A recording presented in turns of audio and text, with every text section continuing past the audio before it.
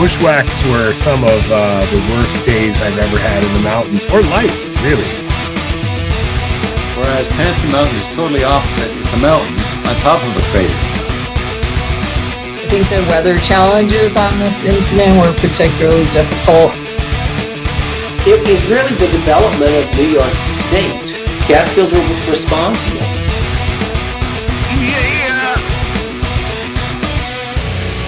Now you're listening to Inside the Line, the Catskill Mountains podcast.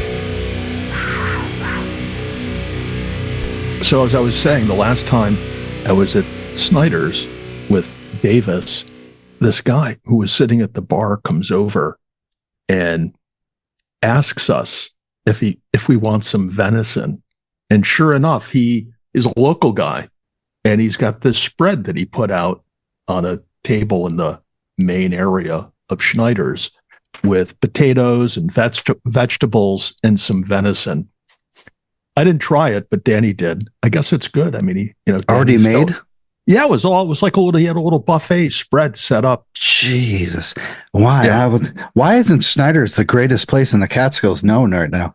Well, That's incredible. And part of the reason it's so great is because nobody knows knows of it, and those who do don't go, other than, the hardy, hardcore ones. So at any rate, you're going to start recording? What? Oh, yeah. 148. Let's get going. Let's get going. I don't have all night for this. So 148, Mark from Winkle Fly Fishing is going to talk with us tonight about his fly fishing in the Catskills, how he's been up here almost all of his life, how it became a dream, and now he is doing it as a career. So it's going to be a phenomenal night. Sounds good. Tonight we have a lot of kind of stuff to talk about pre-game, I would say. We have historic lack of rainfall in the watershed area, the New York, lower part of New York's state. And the mayor's office commissioner has elevated New York City's drought level to warning now. And the New York DC has also declared a drought warning for New York City in 10 counties in the watershed area. The Delaware Aqueduct repair project will pause out of caution, and they urge all New Yorkers to save water whenever possible.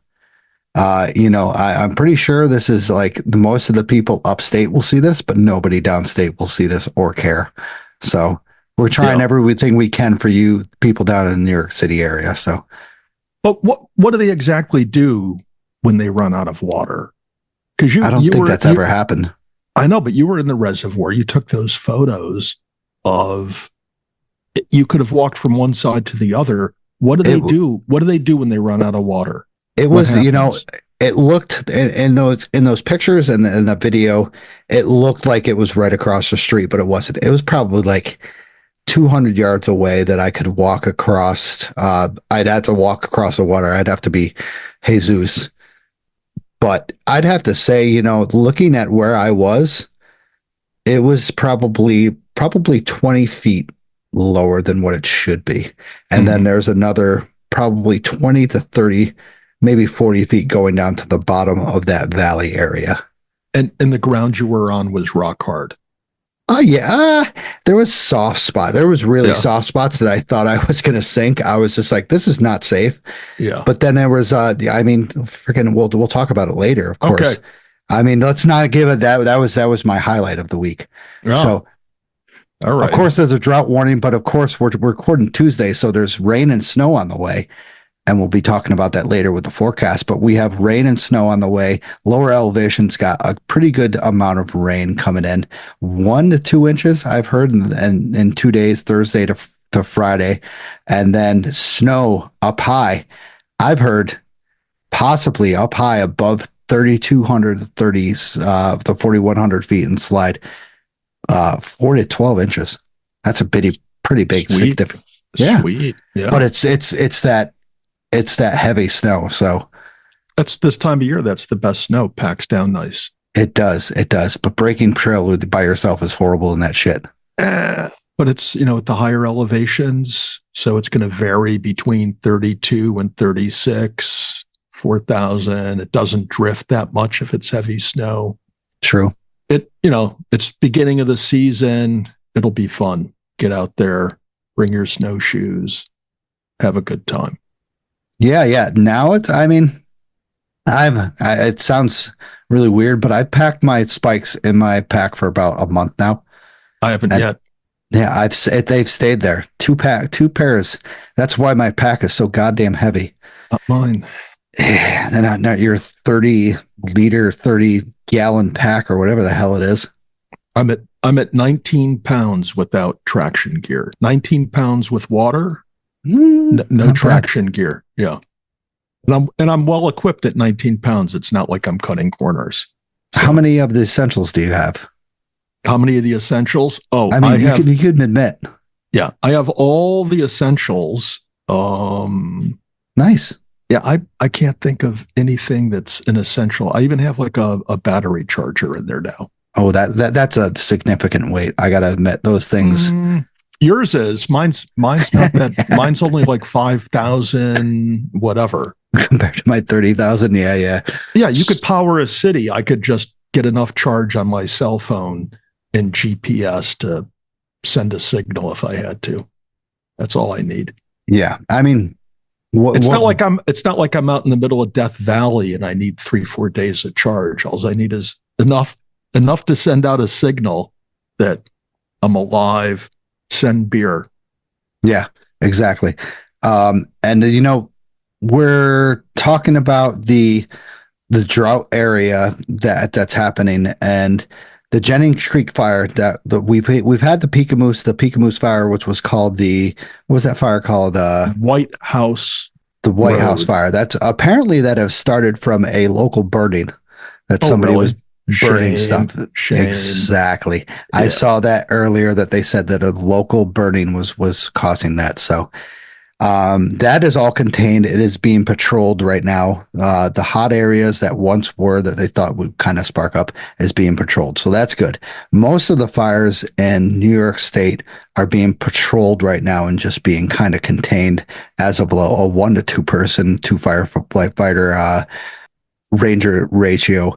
But the Jennings Creek fire is now 90% contained.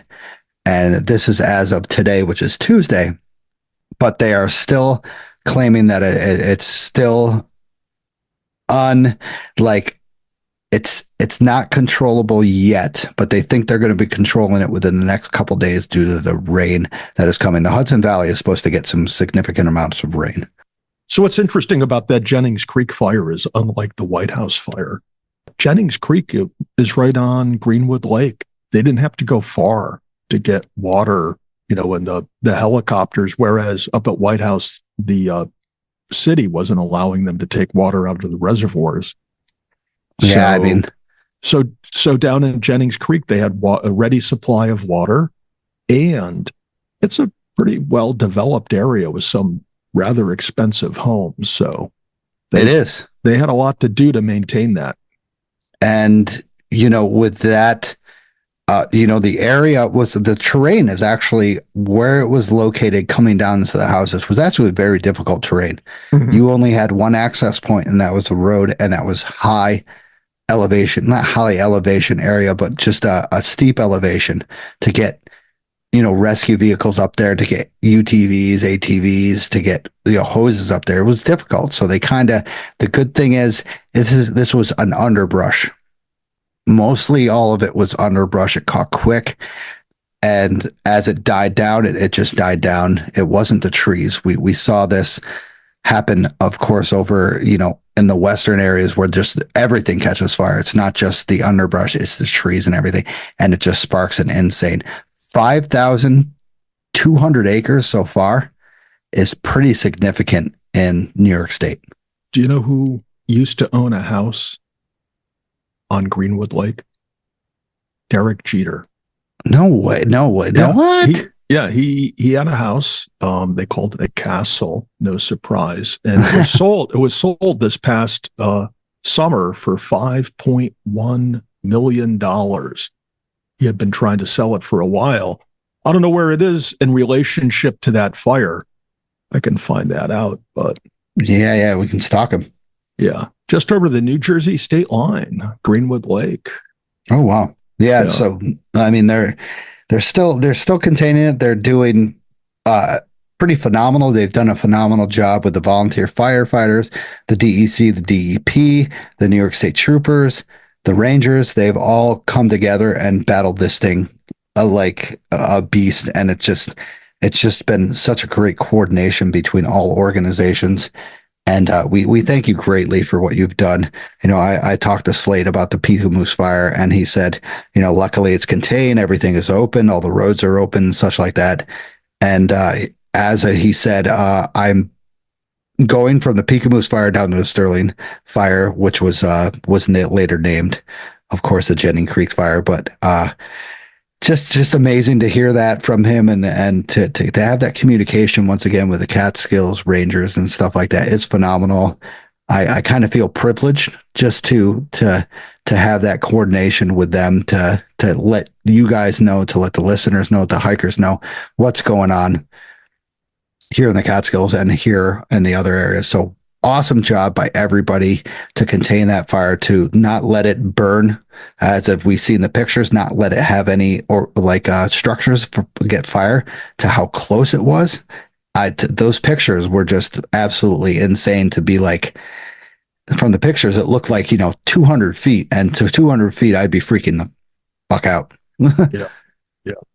That's a hard thing to deal with, man. Imagining your house going up in flames. I mean, you got a lot of memories, a lot of heirloom belongings in your house, and to be forced to evacuate quickly, not a pleasant situation to be in. So we're thankful for our firefighters and rangers.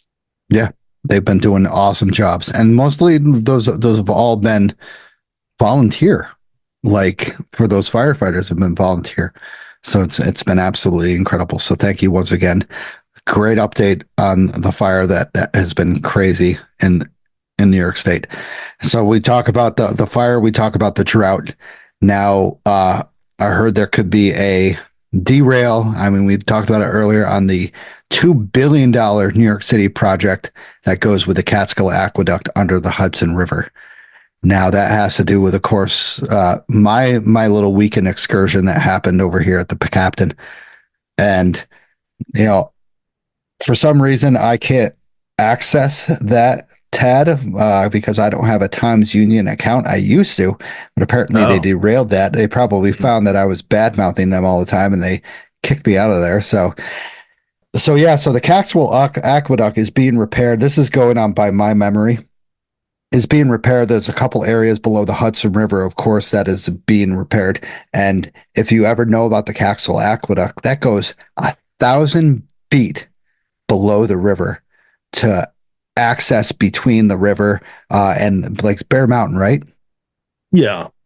Actually, Bear Mountain is on the western side of the river. The Catskill Aqueduct goes under the Hudson River in or around Newburgh, and comes up on the other side. But the reason that this is an issue is they were planning on taking the Catskill Aqueduct offline and using the Delaware system to supply the city. But the problem is there's not enough water in the Delaware system to just draw on it without it being fully charged up. So they need to have both systems continuing online. And I think this is the third time in the past 3 years that they've not been able to go forward with their plans. Yeah. I mean, it's 80 years old. I mean, it's been sustained for over 80 years, like around 80 years. And I got to admit, one of the most greatest creations of, I wouldn't say American history, but, the world, that we do not have an aqueduct that is this amazing, that supplies this long down to any area than here. So we have the awesome privilege to say that we have the Catskill Aqueduct built under us, and they are repairing leaks and such like that. So you got to admit, the coordination between the 5 reservoirs that we have up here. We got the Ashoka and the Captain. Schoharie, Rondout, and the Neversink that goes into this all Catskill Aqueduct. And it feeds down into the New York City area.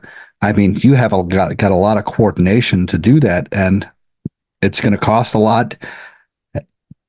and it's going to take a lot of repairs, and especially once again when you built this 80 years ago, 1955 was when the Captain was last flooded, and then it had the water flowing, and to be substantial for this long. I know you said there's been repairs for this last couple of years and they've been thwarted. Do you think, I know I don't want to go into these negative areas, but I mean, everybody has their opinions about climate change, but do you think this climate change, or it's just anybody has it? It's you do have variations in rainfall over a long cycle like this. I mean, it's been a long time since we've had a drought of this magnitude in this area.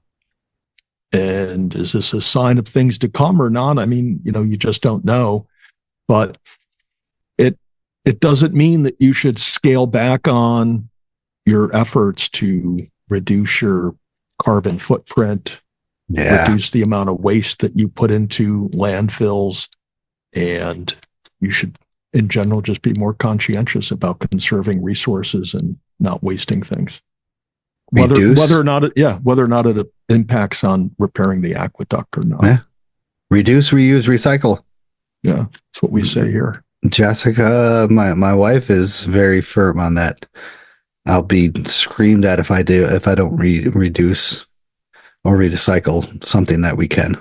Yeah, some communities and some countries are very, very conscientious on reducing the amount of waste that they put into landfills. And I don't think in the Hudson Valley or in the Catskill area, it's not as much of a concern as it should be. It definitely should. We talked about that with the incinerator. Like, what would people think if they were going to build an incinerator? You either have to reduce, reuse, recycle, or we're going to build an incinerator. Yeah. One of the things that I saw this week, and maybe I'll shoot you some news articles on it, is the county of Ulster is looking into building a landfill in Wawarsing. So Wawarsing is just on the eastern edge of the Catskills. Low southern part of Ellenville, right? Like below Ellenville? Yeah, it's just north of Ellenville. Oh, north, sorry. Yeah. That's it's never going to fucking happen. Sorry. Yeah, you say that, but if you live in Ulster County, I think the political forces in the county would favor something going in that area because that's not densely populated. You said there was how many incinerators in America? I don't know how many, but 4? I don't know any that are working well. Yeah, exactly. I think this would happen in New York State. No. Yeah. I know we've had an incinerator company here in Orange County that's been trying to get off the ground for I don't know how long, and as far as I know, it's still not as operational. They might even have given up on it. We just gotta all come together and influence each other on how to reduce, recycle. It's not that difficult. Yeah, as we see recently with the White House Road and Jennings Creek. Yeah, burning things is not a good way to solve your problems, especially when it's goddamn desert conditions out here. Yeah. So, all right, move on. Bigger and better things. 23-year-old becomes the youngest to summit the 14 highest peaks in the world. So Adriana Brownlee became the youngest woman to scale the world's the 14 summit peaks, which are more than 8,000 meters high, 26,000 feet. She's from London, 64th person to do this, the world officially. But she is the first to do it at this age and this quickly. And she says she hopes to inspire people around the world that there is no path in life and that you can do whatever you want. She reached a summit of, I'm going to try to say this, but it's Shishkapagama. Yeah, that's pretty good, actually. What was that, Stosh? You're breaking up on us, Stosh. Shishkapagama in Tibet. Just move along. Was challenging and emotional, and she started to cry near reaching the top. So that was her last summit. And she definitely is an inspiration, of course. 23 years old. I wasn't even starting to hike yet. So what is the most remarkable thing about that story? What stands out to me in the year 2024, when we have all of this technology available to us and everything is so widely publicized, she's only the 64th person to have done this. Good point. Right? Well, I mean, you would think that people that are into this type of adventure, there would be hundreds of people that would have this on their list to do all of these 14 highest peaks. I mean, there's people that set out just to climb the high point in every state in this country, which means High Point, New Jersey, you can drive your car to the top, right? That's on somebody's bucket list. And here you have this list of the tallest mountains in the world, and only 64 people have done it. I think that's amazing. Regardless of her age, I think that's incredible that only 64 people have done it, and she's one of them. Those are some tough peaks, though. Yeah, but where do you go from there? You're 23, you've climbed the 14 highest peaks in the world, and, it's not just about Everest. I mean, Everest, it's almost like taking an escalator ride up. There's so much traffic and so much support and technology available there. But there's a lot of other ones that are harder to get to the top that she summited. Where do you go from there? Yeah. What's next? What's her next challenge? Catskill 30. Yes, definitely. Right. Just shout it out when you know the answers. I'll tag her in this and make sure she gets it. Like Catskill 3500 is an extra adventure. Yeah. And tell her that when she finishes, when she cries summiting Balsam Lake is her final ascent, we'll get her on the show. We'll do it live. That'll be the prize. Yeah, that'll be live. Broadcasting live from Balsam Lake Mountain without a ranger's cabin, but with the podcast at the summit. The podcast and freaking woman who's summited. Oh, I'll have to send a message to her. So upon that, we talk about summiting the highest peaks in the world. We talk about two people who tried to summit Mount Whitney with 150 pounds on their pack. 150 pounds. I thought my pack was a little heavy. But it was actually more than 150 pounds because they don't include in the 150 pounds the 5 gallons of water that they were carrying. That's a norm for me, though. Yeah. So that brings it up to like 180 some pounds. Wow. 90 pounds per person. Yeah. 5 gallons of water weighs just under 40. Yeah. I don't know how much you weigh, but I couldn't imagine strapping a 90-pound pack on my back and then trying to climb into altitude. So, yeah. Mount Whitney, tallest mountain in the continental United States. The continental United States. 22-mile hike. One of them had packed 3 liters of water, breakfast, lunch, and snacks. The other had packed 5 liters of water, first aid kit, a water filter, a couple more pieces of gear. Total weight for the day, they said, for the day, 19 pounds. But then they added everything else. Between them was 150 pounds. Each of them weighing roughly around 96 pounds of weight on their backpacks. I picked up mine and it was like 22 pounds at the most. And I'm like, what the? What type of packs are these that can carry that kind of weight? Yeah. They didn't say that. So, of course, they didn't make it far. They started their trek at 6. Sometimes I don't read these until now so I can get my full reaction. Yeah. 6 p.m. Friday, November 1st. 6 p.m.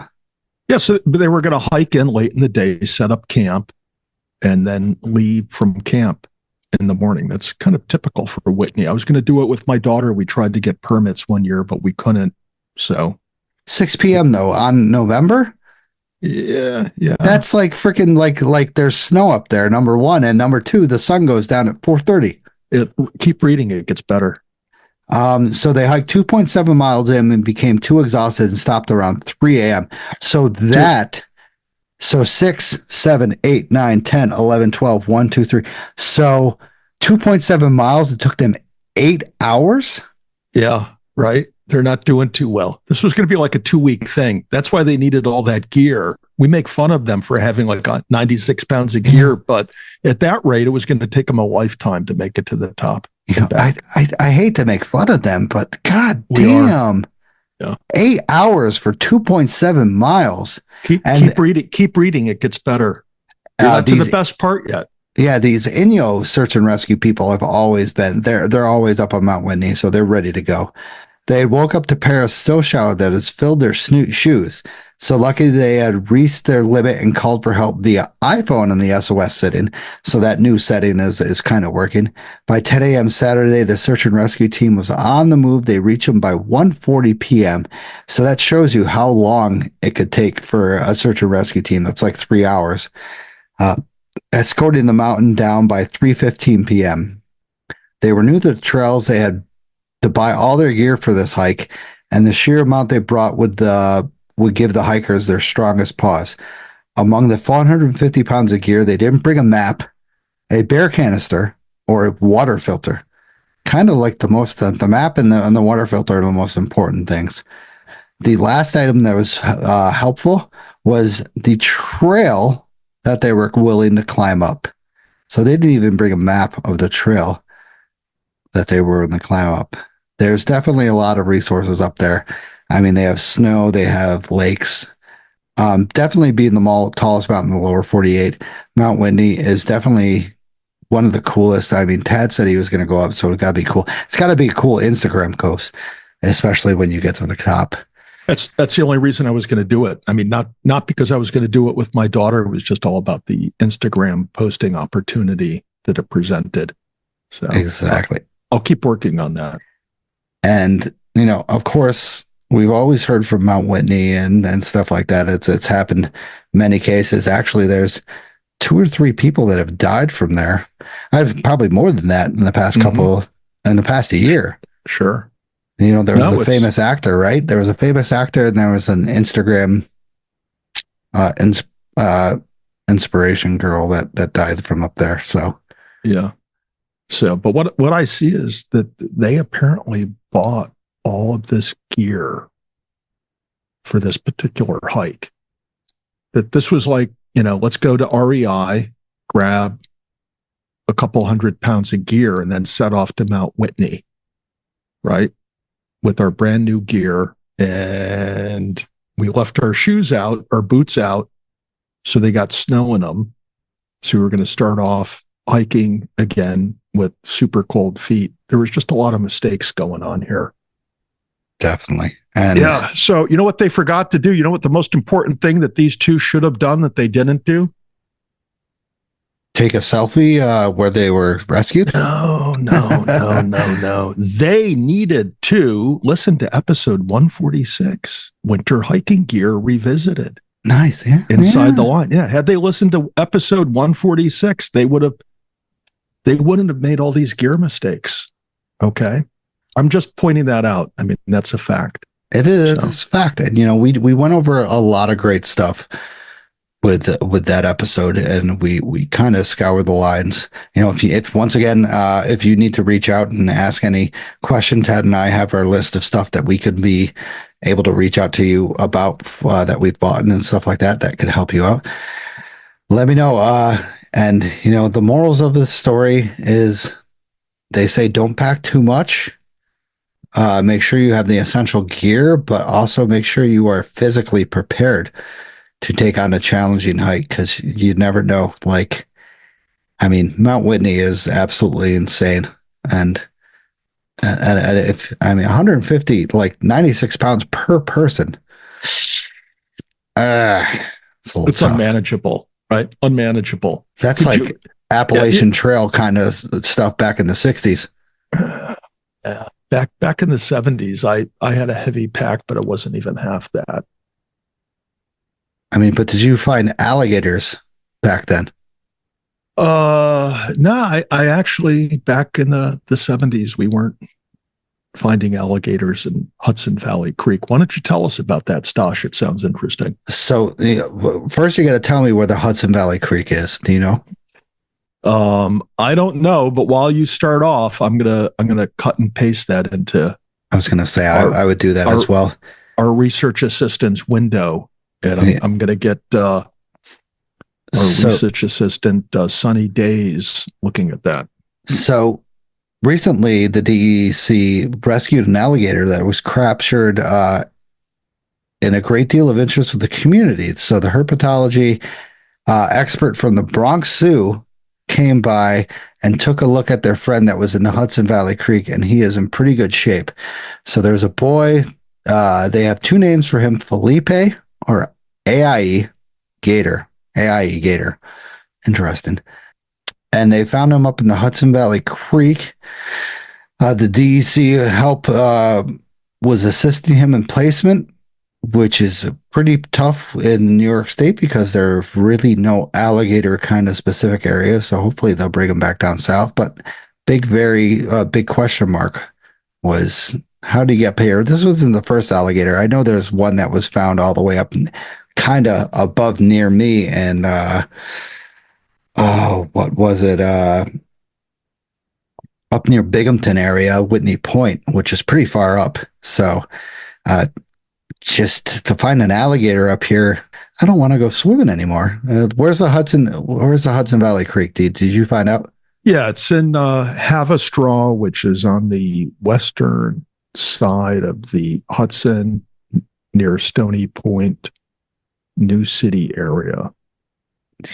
Yeah, I have no clue where that is. So at least I'm glad that's not near us. Yeah, Lower Hudson Valley, getting closer to New York City.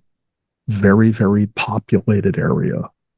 All right. So I'm glad that populated with gators, apparently. Apparently, so yeah. The DEC, once again, thank you for getting this alligator. It doesn't say how they spotted that alligator. It must have been up on the creek side or something like that. All I know is this somehow strangely reminds me of what the DEC should be doing and what they shouldn't be doing. And that is, they should be capturing alligators and not pet squirrels. God, yeah, you had to bring it up. I had to talk that up today with my friend. Yeah. So we maybe on another episode, we'll get into the lawsuit, which apparently has now been filed or will be filed against the DEC. Yeah, you sent me that today, didn't you? Yeah. About our friend Peanut the squirrel. So if you listen, we're Catskills related. We'll have to get him on the show. Definitely. I'll have to send a message to him. We'll get a whole thing going. All right, so that's all it for the news. So thank you to the monthly supporters, Darren White, Vicky for Mike Salatoski, Tom Hughes, Jim C, Betsy A, Denise, Vanessa, Joseph, Jim, and Michael. Love you guys. Thank you very much for supporting the show. Really appreciate it. Also, capture your love story against breathtaking backdrops with Outdoor Chronicles Photography. Molly from Outdoor Chronicles Photography specializes in adventure elopement and adventure couple photography, and she'll immortalize your moments amidst the stunning landscapes of the Catskills, Adirondacks, and White Mountains. She'll craft timeless images that reflect your unique bond in nature's grandeur. Embark on an unforgettable photographic journey with Outdoor Chronicles Photography. Don't hesitate to get a hold of Molly on all platforms. Also, discover the wilderness with Trailbound Project. Our expert-led hiking and backpacking education programs offer unparalleled outdoor experiences. Whether you're a beginner or a seasoned adventurer, join us to learn essential skills, explore stunning trails, and connect with nature. Start your journey today with Trailbound Project and unlock the wonders of the great outdoors. So, coffees, if you want to, hard ciders mentions. If you want to donate hard ciders that could help support the show, go ahead. I have a link in the show notes, or you can ask me, and you can just donate some hard ciders through Buy Me a Coffee / hard ciders. And mentions, we got a lot this week. Holy crap! Yeah, that's great to see. We have some repeat offenders here too. We do. We definitely do. So Scion 72 Sean Iannucci did a quick Luke hike and checked out some old abandoned mines located in a popular Hudson Valley Park. The trails were clean, no blowdowns, and I didn't see anyone. Not like the Catskills that I took earlier this week, where he was up on Thomas Cole and a Campbell's Hump, where he totally shamed me for not doing my trail work, which I later found out was a lie. So thanks, Sean. Todd Bold went to the Ashokan Reservoir and checked out the low levels, took some amazing pictures. So check him out. On his photos were just absolutely insane on the Ashokan Reservoir. So that's at Todd Bold if Yes. you want to see his photos. Yeah, Instagram. So Pink Pony 818, she has been, like you said, Tad, a repeat offender. Not really, but she had a beautiful day on the Appalachian Trail in Kent, Connecticut, 8.6 miles from 341 South to Bulls Bridge. Great views and sunshine all the way. They saw one hiker and only one hunter hiker. He was head to cone camel, but you can hike on the AT. You probably tricking the trail back. So Snake was too scared to scrap the crowd up out of her, and it was mid-November, and she had a post-hike try on 45 on Maine. So post-hike tries. Once again, you said that expensive, right? Well, I don't know. I mean, she reports that no, they're not. They're the drink of the common person. So I'm checking out 45 on Maine right now. Is that in Connecticut? Yeah, looks that way. So local coffee, ice cream, chocolates, candy, and more. 45 North Main Street, Kent, Connecticut. Open Monday through Thursday, Friday, Saturday, Sunday. Got some nice photos here. Reader's Choice Awards. So it sounds like a good place to go. Sounds pretty popular. Yeah. So next time I'm in Kent, I do have a funny Kent story I won't tell, but yeah, next time I'm in Kent, I'll check it out. All right. Same here. So Rachel Jean, the Gypsy Queen, had post-pike hike bruise and bites at Westkill. So she didn't say what she did before. So I hoping that Rachel, the Gypsy Queen, is a woman. I wasn't mistaken last time. She didn't say what she did before, but Westkill is an awesome place for post-hike bruise and bites. Yeah, well, again, check out her Insta, and you can see what Rachel Jean, the Gypsy Queen, was up to before she went to Westkill. Of course, Who's Outdoors? Tom, from our 2 episodes ago, went to Hemlock, Spruce, and Big Indian and Fir down in the Brisket Brook parking area. That's a nice, fantastic hike, especially in the fall times of when you can enjoy the views and stuff like that. I really am glad that he got to do that, and he got to do that in a kind of peaceful way, because it kind of sucks in the summer when those saplings are killing you. Yeah. Have you ever done that hike? I have done, I've done Hemlock to Spruce to Fir and then come back down. Mm-hmm. Not the Big Indian. Yeah. I don't know why. I've actually done it from Winnisook all the way over to Big Indian. And he did it at the right time of the year. He had a perfect day to do it. Leaf off conditions. I think it makes it for a more interesting hike than, middle of the summer. Yeah. And you can see the terrain ahead of you. Yeah. It's easier to bushwhack this time of year because you have better visibility. But also, I think the highlight of that hike is the rocks that are located on the top of Hemlock and Spruce. Also, he didn't get to Winnisook. I think part of Winnisook is owned by the Winnisook Association, but the other half of the summit isn't. I think it's very interesting up there. That whole ridgeline hike is splendid. Mm-hmm. Glad to see he did it. Yeah, he ripped it up. Yeah, Danny Davis and I have a hike planned maybe in December to hike up Hanging Bird's Nest and then do that ridgeline. There's ice. You guys won't be able to do that. Yeah, we will. We're going to listen to episode 146 again. We'll know what traction equipment to bring along. I heard that whatever that guy is, Tad, I think his name is. Yeah, I think he's dialed in with the winter gear. Definitely. So Tom, is that his picture that you posted? That looks like somebody would be called Tad. Yeah, it's definitely him. I didn't post something. What? Yeah, for the episode. Oh yeah. That's you with the 8 ice axes and every. Yeah, that's my 19 pounds of gear in my new 30-liter pack. on your chest. Yeah. So the goggles do it. Okay. Moving along. Tom, glad you enjoyed that hike. It's actually a very splendid hike, I got to admit. So Dr. Storm 217 enjoyed a sunset at Overlook Mountain. That's a first for Dr. Storm 217. So check him out on Instagram. I got to admit, the sunset on Overlook Mountain is probably, you cannot beat that. I got to admit, sunset, sunrise on Overlook. Definitely. There's usually nobody up there for sunset, especially at this time of year. And even sunrise, nobody's up there. So yeah, whenever there's nobody up at Overlook, you're awesome. I'm checking out his post right now. Dude, it's got a shadow. Yeah. Awesome cast over on the mountains. I gotta admit, I've been up there 2 times for the sunset and I've never been disappointed. And it was just phenomenal. Do you know how many times I've been up on Overlook? None at all. None. But I'm gonna finish up. I think either my all trails there or something else there. I'll do that with you. So if you can rate the show, doesn't matter what platform, do anything. Rate the show. I don't know if it does anything. Share the show. But if you do rate the show, rate us high. Yeah. If you're going to rate us low, then don't bother rating us. But if you do, our people are going to find you. Okay? Yeah. So I'll figure it out. Give us 5 stars or more. Yes, please. So what are you drinking, Tad?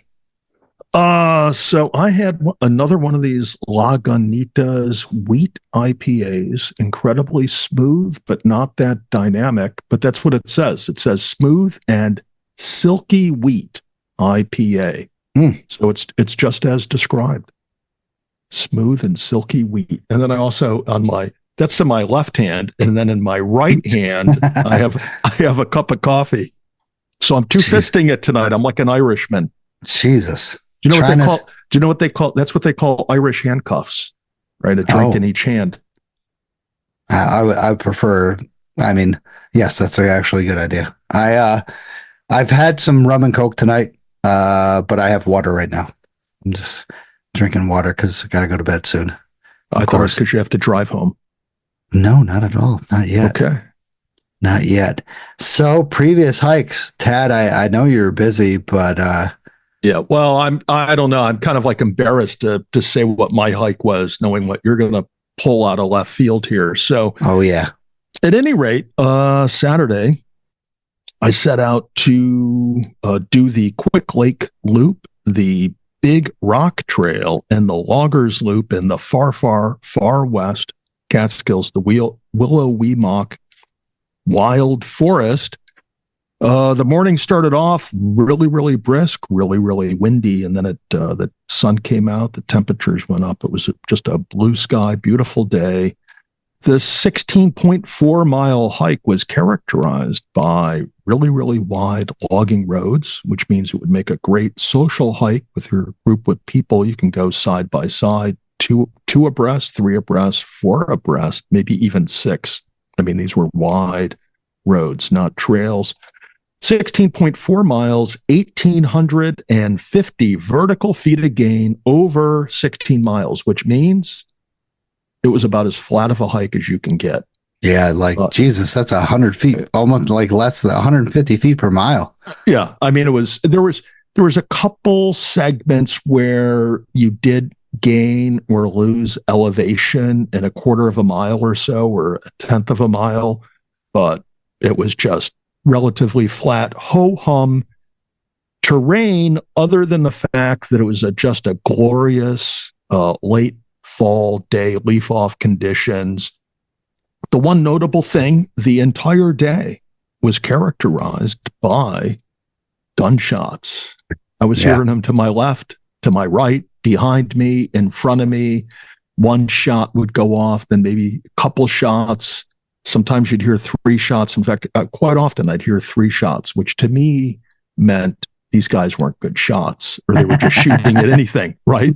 So I was glad to have my trusty bright orange hat on, which is a good thing to be wearing this time of year, is some bright colors to be seen. And then at one point, when I got out to Quick Lake, which was, the turnaround point for this hike. I'm at the lean-to out there, which is a very nice lean-to, has no view, but it's very, very, very well kept.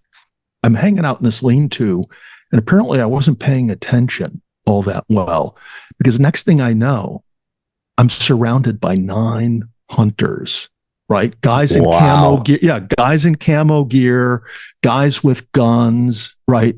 These guys, there were 9 of them.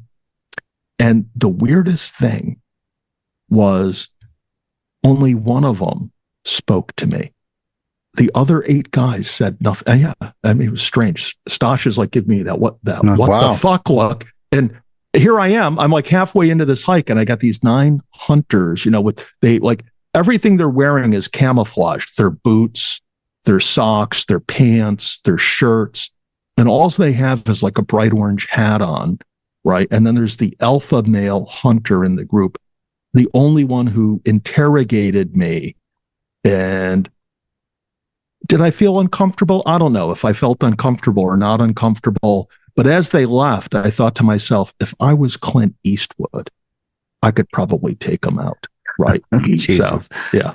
All right. So moving along, tell us what you did, Stosh. Hold on. All right. So where did you start your hike? Like, I got to admit, this is more of an all trails challenge. This is more complicated to figure out where to go and such. Like, I'm trying to figure out, if I'm going to have to use 2 cars, a bike, a car, stuff like that. This was difficult. Well, it was a lot of miles, and not everything I hiked in this loop was part of the All Trails Challenge, but I just didn't want to do this as an out and back. And so through this Willowweemock forest area, it's been heavily, heavily logged. There are a ton of roads. Not all of them are going to show up on your GPS mapping app, but what I did is I hiked out of the Frick Pond parking area, which is also the area that I did the trail maintenance with the Catskill Trail crew earlier this year. And but I hiked out there. I hiked out to Quick Lake, as I said. There were some segments where I did have to repeat, but I just basically was like figure 8ing these loops to get out there. Primarily, my focus on the route I took on the way out was to avoid having the sun in my eyes going out and coming back. That's what really dictated the way I did this hike. But yeah, I mean, you want to do the Catskill All Trails Challenge, you're going to have days like this. I thought it was interesting. I didn't check it out afterwards too well, but when I got out to Quick Lake, there is a gate across this road that's posted by a hunting club. And that may or may not be accurate that it's private land. Sometimes these hunting clubs and others will post over an easement or DEC right-of-way that you're entering private land, and they actually don't have the right to do that. So sometimes you need to check those things out. I know of a few other areas in the Catskills where that has been done. But yeah, and I'm also going to admit, embarrassing myself, is I never thought this was part of the Catskill Challenge until I started to fill out the ledger, because on the map, all of this stuff shows up as roads, or most of it shows up as roads. So who would think that it's part of the Catskill All Trails Challenge when it's really logging roads? So is it like the snowmobile trails? Are they?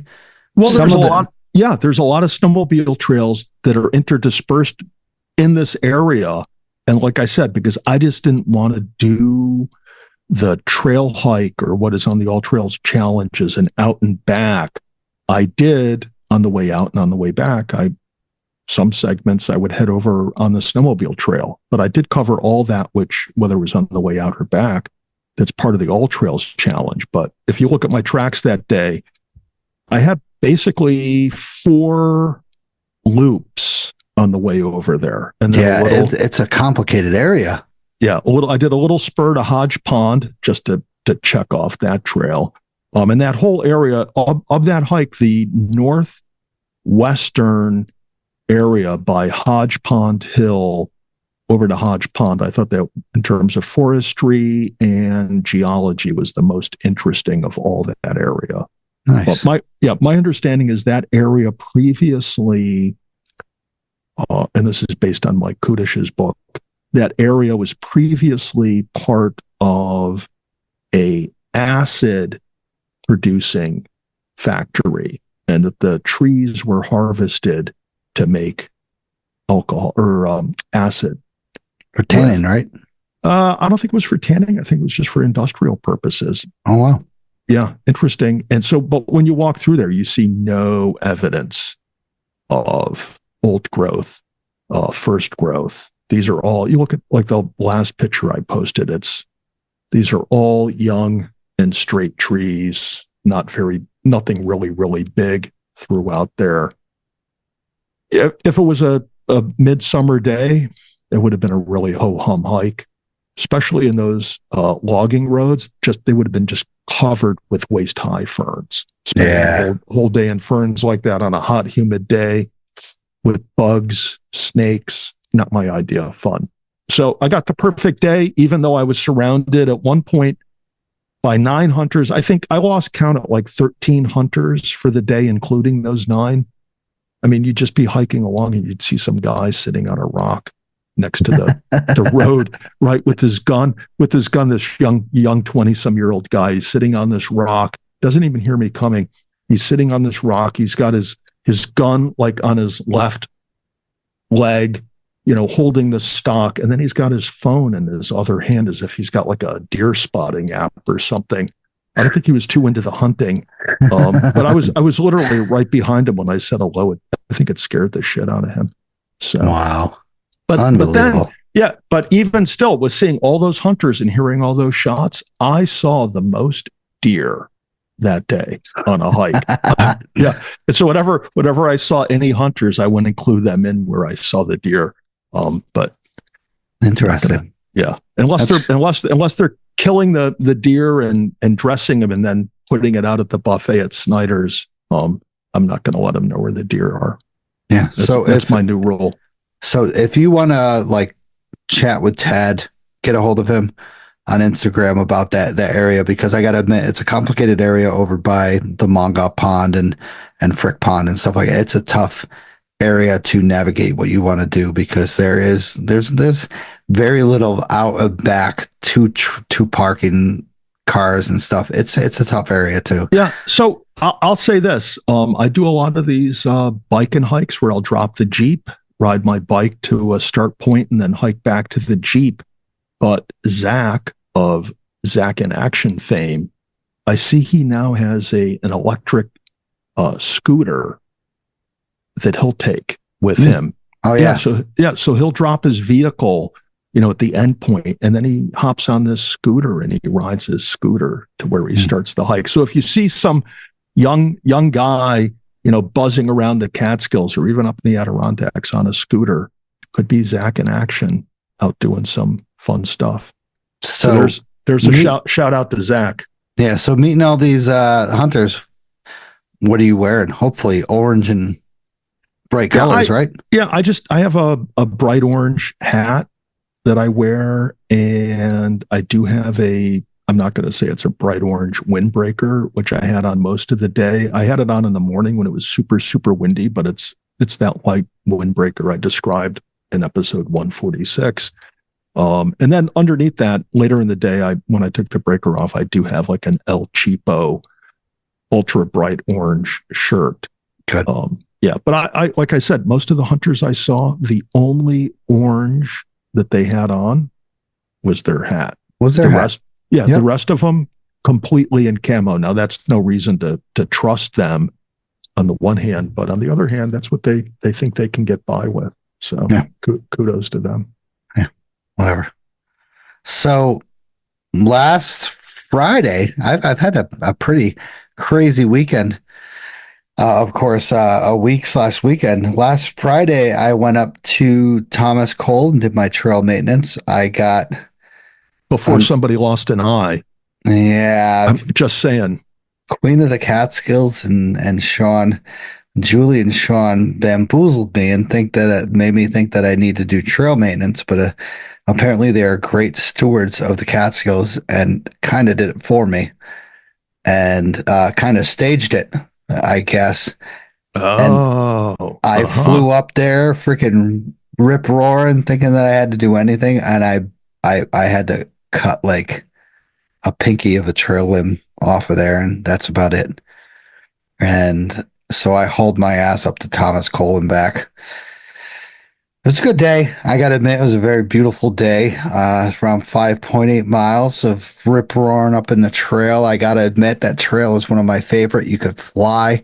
You got that awesome ridge, like the ridge walk between Camel's Hump and Claudel's Hill that is just solid, pristine stuff. And, the views in the winter or when the leaves are off the trees are very nice compared to the summer where they're growing in quite substantially, especially on Camel's Hump where you can't really see Thomas Cole anymore from Camel's Hump, and then you can see a little bit of Windham High Peak, and then there's that area going up Camel's Hump where you used to be able to see over into Devil's Path and stuff, but it's barely visible in the summer, but you can see it now. So you got to admit, if you're going up to Thomas Cole and you want to enjoy a secluded, beautiful hike, and it's a nice switchbacky, like good elevation gain, somewhat kind of hike, go up through there and just enjoy your life because it's beautiful, because it's just an awesome hike up there. I just love that hike. That's why I maintain that trail. It's 2 miles to get up to Camel's Hump, and then I do a mile of trail maintenance, but that's what I do. It's worth it. So that was what I did Friday. I took the day off because Jessica and I were supposed to go see a band up in Saratoga Springs, a reggae band called Tropodelic, but she couldn't do like a meeting, so we had to cancel it. So I was like, I'll freaking go and hike. I don't care. Yeah. Where was that, at the college up there, Skidmore, or was it going to be elsewhere? It's a place called I forgot what it was called. A small venue, very small venue. Okay. I guarantee we would have enjoyed it, but we don't know much songs from. We love our reggae stuff. We wouldn't, and we know their songs, but we don't know them that much that we would have enjoyed a 2-hour ride. I would say. I think you guys would have had fun anyway, but you made the best of it. You went out and did some hiking. So I did some trail maintenance. Yeah, I got my winter trail maintenance that I wore bright orange. My freaking shirt was goddamn bright orange. I didn't want to get shot. I heard a lot of shots. You're right. I heard a lot of shots on the way down later towards the day, and I was just like, eh. So were those shots towards Burnham Road, or were those shots further down in the valley towards the lake or towards elsewhere? Burnham Road, I would say more towards the Maple Crest area. Okay. You're kind of going towards the Big Hollow area. Yeah. I'll say when I'm in the higher mountain areas in the Catskills, I don't come across hunters or see hunters, especially on the trailed hikes. I mean, the most hunters I've seen in the 3,500 mountains have been around Double Top and Graham back in the old days. Yeah, right. It's all the city people don't want to travel too far to hunt. I'll say this. I'll give kudos to the guys I've run into around Double Top. They were mainly folks who had second homes in the area. They seemed to be relatively affluent people. They had some pretty impressive hunting gear and apparel, but they were also just, really astute, really knowledgeable, very polite and courteous to talk to. I learned a lot about the road network around Double Top when I ran into this one guy who hunts up there, and he lives over, just one ridge over from there is a second home. So, but otherwise, around Slide Mountain, Wittenberg, you ever run into a hunter in there? I mean, if you were hunting, you're going to go up, I'm not going to say Woodland Valley, but certainly you're not going to go up in the Moon Hall area to go hunting. Unless you're Ralph. Yeah. Ralph There's a picture of Ralph and a bear in Snyder's. So he's like famous in multi circles, he's like the Catskills' most favorite son. He is great. We talked about him today, and and we're like a little bit hunting. So Sunday I also got time to go out, and we talk about the All Trails Challenge. I crossed out all of Kelly Hollow off of the list. That's an awesome, beautiful, interesting hike, especially in the fall. Were you by yourself when you did that? Yeah. Yeah. I parked so there's two parking areas. There's one kind of to the west and to the east, more towards Millbrook. I parked in the east. There was no cars parked there. I met 0 people throughout the whole hike. They're repairing the bridge that does the small loop. So it's pretty cool, which is pretty crazy that they would repair that bridge and not make a bridge over the Never Sink. But hey, don't get me started. And the kiosk, they fixed the kiosk though. Let's just say that it fixed the kiosk apparently. So yeah, they repaired it. So good for them. Awesome. Thank you, DEC, DEP, or whoever repaired it. I heard it was some Boy Scouts, so I'm glad they repaired it. But they're doing a bridge over that, the small loop. So I did it counterclockwise. I went over the small loop and then I went back and then I did it counterclockwise and then went back over the small loop again just to get all the whole trail. I got to admit, the amphitheater is absolutely awesome. Going into the pond and seeing that big amphitheater, it reminds me just of like the Huckleberry area, the amphitheater, how big it is. It's just one massive amphitheater that you're just like, wow, especially with the leaves off of the trees. And then walking over from there into the plantations was absolutely phenomenal. Yeah. And then when I went back to the area, back down towards the parking area, I saw 6 trucks and 2 cars, and I'm guessing they were all hunters because I didn't see them on the trail. Yeah, wonder where they were hunting. Exactly. I'm curious. I didn't see them at that crazy cemetery that's down there. Yeah, it's a pretty condensed area for people to go hunting on public land over there. With the trail. Yeah. What do you think of Kelly Hollow? It's very, very nice and mellow. It's beautiful. I have images of going with some backcountry skis out and doing Kelly Hollow. I think it would be fabulous for that. I know the first time I did Kelly Hollow and I wasn't thinking of the All Trails Challenge, it was just a perfect winter day and I did this impromptu bushwhack up to Millbrook Ridge from Kelly Hollow. Oh, nice. Yeah, it was fairly cool. It was fairly strenuous because there was a lot of snow on the ground. But it's the Kelly Hollow Loop is one of these places. I mean, it's far out there, which is nice because you don't get a lot of people there. But if you want to take somebody who is, new to hiking and can't do the intensity of, say, getting up to Wittenberg, Cornell, the Blacks or the Indian Head, Twin Sugarloaf, things like that. But if you want to get them out and to do some Catskill hiking, the Kelly Hollow Loop is very appealing. I mean, there's a couple hikes like that are short, not a lot of vertical, very scenic. Kelly Hollow is one of them. Mm-hmm. And then I had a great time. Yeah, and then afterwards you can hang out and eat in Margaretville. Yeah. I mean, I went through Andy's, so I had to go in the back place. And then, now that you say that, I went down right after that, Kelly Hollow. I decided to go and check out the Pecapton Reservoir. Mm-hmm. And that's where I had my find of the day of the... Well, you don't have to admit any of this, okay? So any listeners that hear this segment, my lawyer is listening to it. Yeah, you just, don't rat out Stosh. So, of course, we've had unusually low levels at the reservoir, especially the Pecapton and the Cannonsville Reservoir has been drained for the Catskill Aqueduct, the Delaware Aqueduct to be repaired. So I went down there and to check it out. And, of course, I found old homesteads of the Arena place, the Arena homestead of where 300 residents lived. And I found old foundations. I would say they're old foundations, roadways, stuff like that. It was just, I love the Kelly Hollow, but this was the highlight of the day of just walking around and finding place after place of just where they used to live. Was that eerie? Was that kind of an eerie, weird? It was done feeling? Legally. I know, but was it like we're sure it was, Stosh? Yeah, it was very legal. He had a permit with them the entire time. But was that weird to come across these old homesteads where people, I mean, this is where people called home. It's where children grew up, and now it's not that they're just abandoned. It's been for like decades have been covered with water. And now for the first time, again, in decades, they're exposed to the sun. Was that a weird thing to walk upon these places?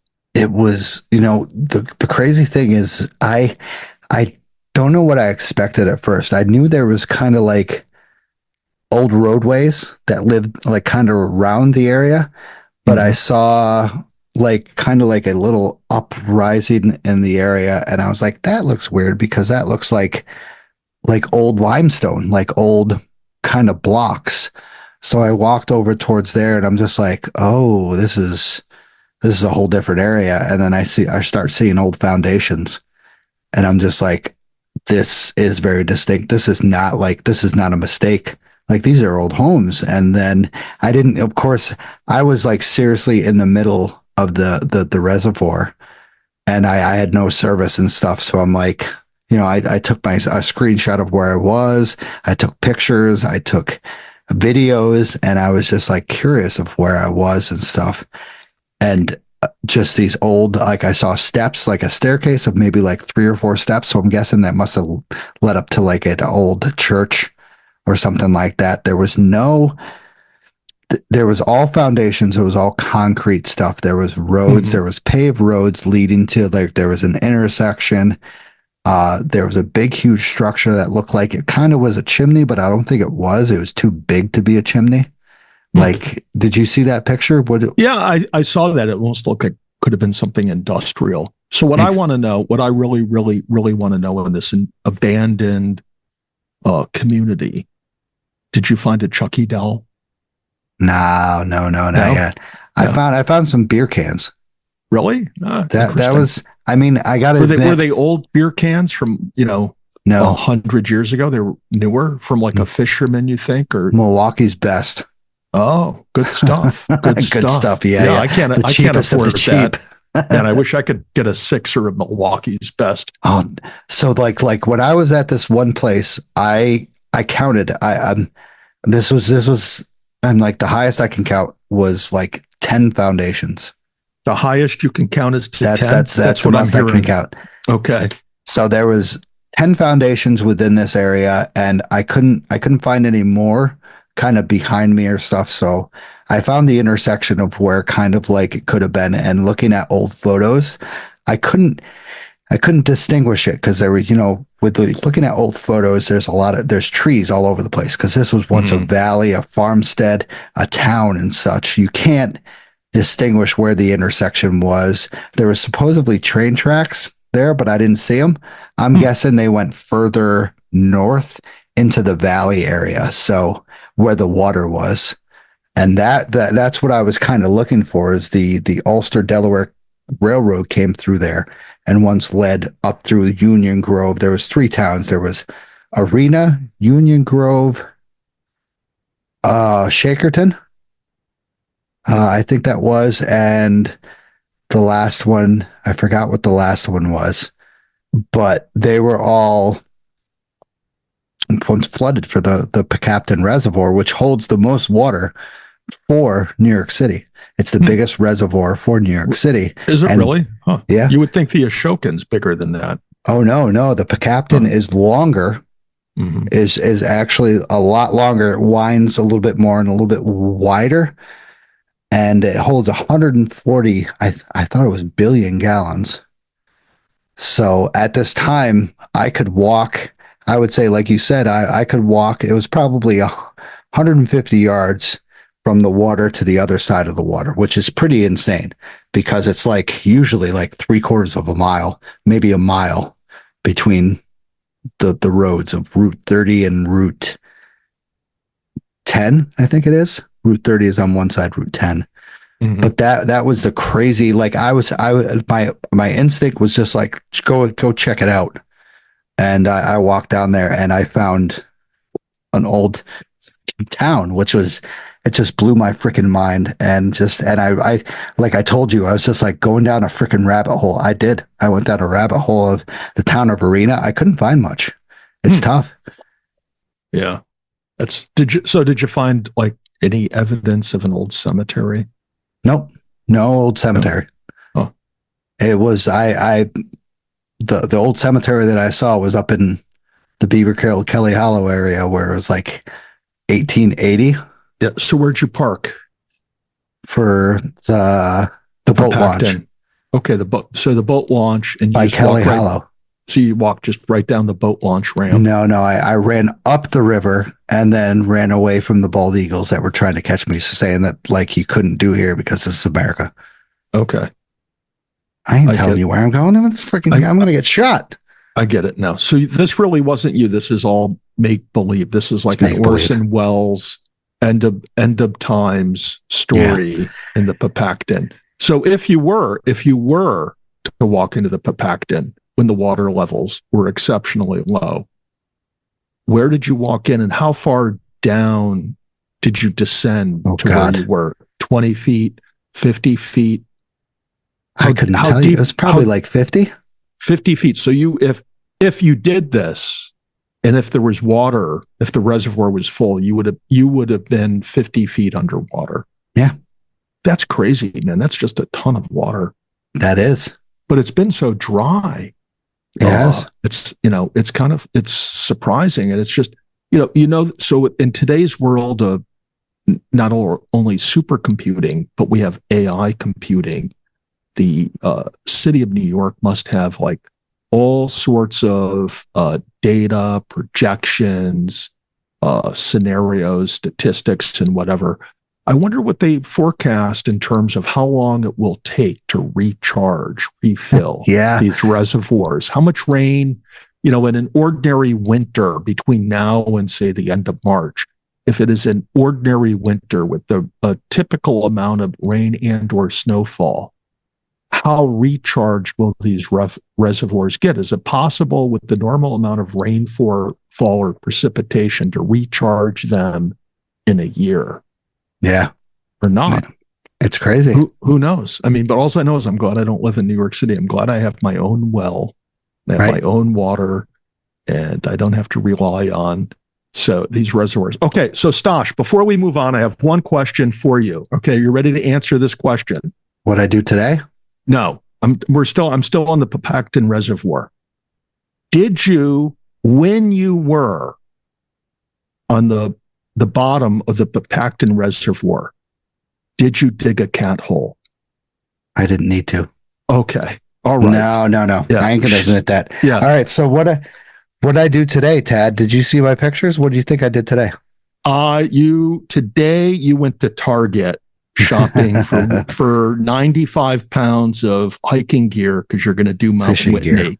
Fishing gear and hiking gear because you're going to fish your way to the summit of Mount Whitney. I don't know. I barely look at your stuff. I don't find it interesting. You don't care. No, I don't. We're like a married couple. You can talk all you want. I'm not listening. Yeah. So I did Balsam Lake from the south. From what's it called? The Beaver Kill. Yeah. So I did. How many times have you done it from that side? Can I say 0?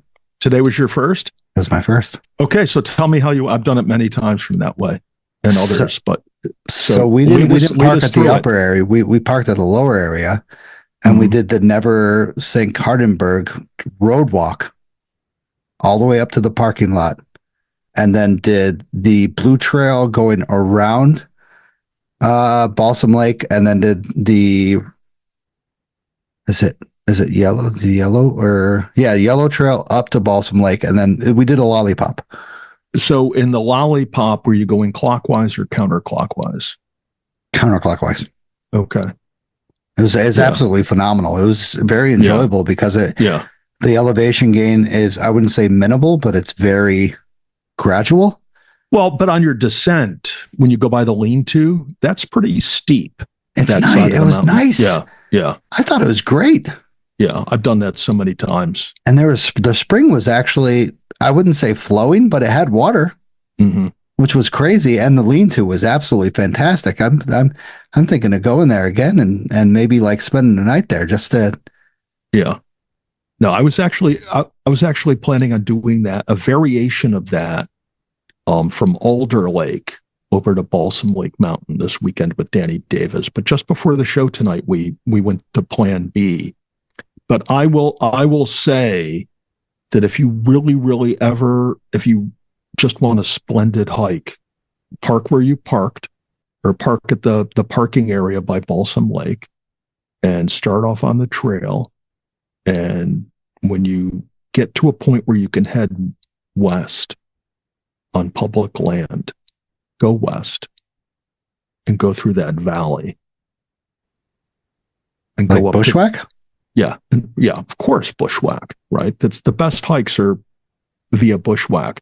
And then you go through that valley, get to the valley, and go up the valley to the col between Balsam Lake and it's Woodpecker Ridge. Oh, yeah.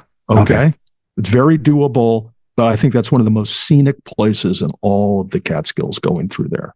And if you do that, there's a surprise. You'll come across a surprise. I'm looking at my tracks now from that hike, and I spent a lot of time in this one area because you're going to come across something very unusual over there. It's a water plant. Oh, where they have spring houses in the side of the ridge that they pump or pipe water out of. Interesting. Yeah, it's crazy to be hiking through there. Next thing you know, you're like surrounded by pipe. Interesting.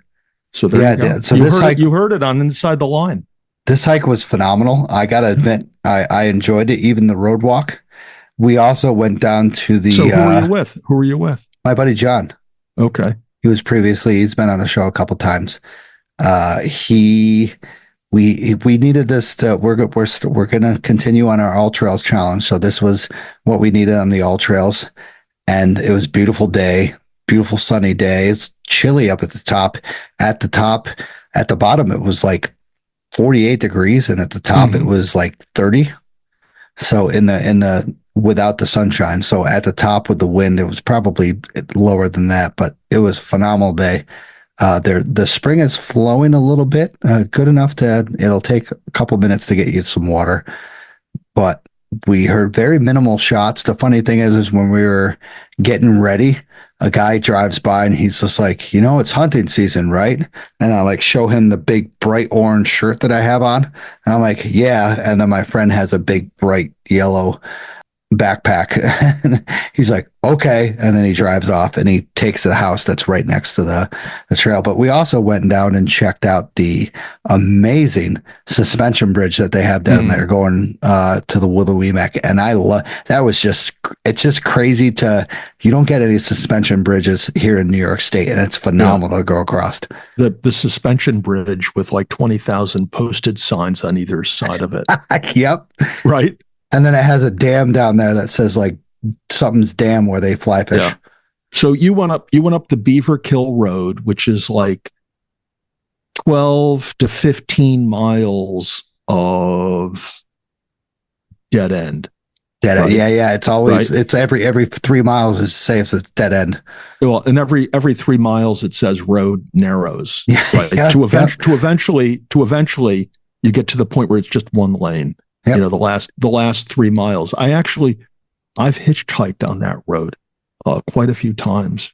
And one of my favorite hitchhiking experiences on that road is when I literally just stepped in front of the car because I said to myself, there's no way I'm going to let another car go by without getting picked up. So nice. And the person who picked me up was kind of concerned at first, but I put her at ease. Hell yeah. I'm not going to harm you, even though I look like I'm that type. Yeah, So, but just to let you know, some places they say the winter it's closed. The road is closed from winter. It's just not maintained, so it's not plowed. Yeah, so that's where you need a Jeep Wrangler. Yeah, it was fine, and we could have went up there, but we needed to cross the Neversink-Hardenberg Trail that goes up to Balsam Lake off of there. So we rode rock. It was absolutely fun, fantastic hike. So while we're talking about road closures, Platte Cove. Closing on Wednesday, the 20th, which is tomorrow for us. But when you listen to this, 2 days ago, it will already be closed. Yeah. So don't make that mistake. Yeah. So good hikes. So volunteer once again, 3500 Club, Catskill Trail Crew, Catskill Mountains Club Visitor Center, Charlie Rovers Trail Crew, Billy Mountain Fire Tower. Volunteer wherever you can. They need some help. I know New York, New Jersey Trail Conference is asking for some help on some trails. Check them out. We can all help. We can all do a great job together. Stickers, need some stickers? Let me know. Free stickers from me or the Catskill, Camp Catskill. Definitely check them out, Camp Catskill. So, big message from Charlie Gallo, who is the trail crew volunteer. He says, "Hey everyone, as weather gets colder and winter sets in up in the Catskills, on behalf of all the volunteer leaders, I want to thank you for all your tremendous efforts in 2024. We accomplished so much together, keeping all the trails clear, repairing and maintaining the shelters, and repairing and rehabilitating old trails, especially the Western Catskills, an area that had not seen much maintenance for years. Thank you so much and grab a great holiday season." That is Charlie Gallo. He is from the New York, New Jersey Trail Conference, and he is one of the big leaders of the conference in the Catskills. So thank you, Charlie, for all that you do. And thank you, Matt Smith. Matt Smith is going to be on our next episode to talk about Sawyer and the Catskills. Very cool. I'm looking forward to that. Yes. So weather in the Catskills looks like we have some fun on the forecast. Yeah, exactly. Like Tad, I know we all have mixed kind of weathers going on. You have rain, I have rain, but up in the Catskills, we have some significant snow amounts that are going to happen. Let me find this really quick. Oh, that's Ashokan High Point. Doesn't say much, but let's check out Slide Mountain. Let's see. Ashokan High Point says on Thursday you're going to get 0.02, but let's see what Slide Mountain says on Mountain Weather Forecast. This is going to be a whole different story. So Slide Mountain says Thursday, Friday, and Saturday there's going to be snow showers with a total accumulation with Wednesday 4, 6, 8, 10, 12, 14 inches, maybe 15 inches on Slide Mountain from Wednesday to Saturday. And then on Sunday, it looks like it's going to be nice and sunny, some clouds, but the weather, the wind is going to be whipping. So looks like all in these days is going to be light snow all day long to moderate snow with a high of 32 and a low of -3 with wind chill. So yeah, pack your snowshoes. Yeah. Well, yeah, you might need your snowshoes or it just might get blown off. So is that where you would head this weekend? Is that your advice? Head over to Slide Mountain, get your dose of I don't winter know. stuff. Whatever you want to do, but just make sure you're packing the right shit. Mm-hmm. 96 pounds of shit. That's what you need to pack. So enjoy it. I mean, have fun. Make sure you got your spikes on you, at least snowshoes. Throw them on top. Spikes, please start throwing them in your pack. You need them now. It's starting to get that time.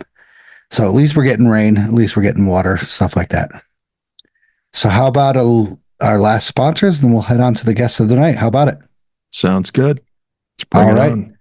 So discover Camp Catskill in Tannersville, your ultimate hiking store. Find top quality gear, apparel, and accessories for all your outdoor adventures.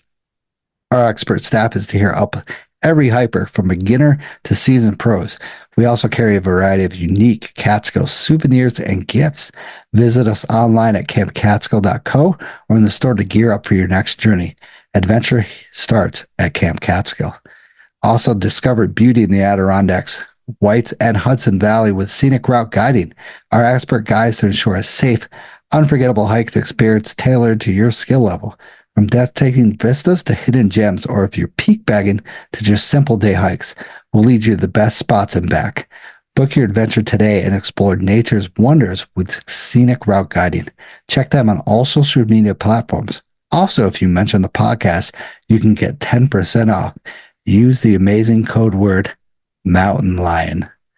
So if you want to embark on a transformative journey with another summit is dedicated to serving veterans and first responders with free outdoor activities. Activities like walks in nature, paddling, hiking, and even backpacking. Join our supportive community to rejuvenate in nature's embrace. Experience camaraderie, adventure, and healing at no cost. Take your next step with another summit and ascend to new heights of resilience and joy.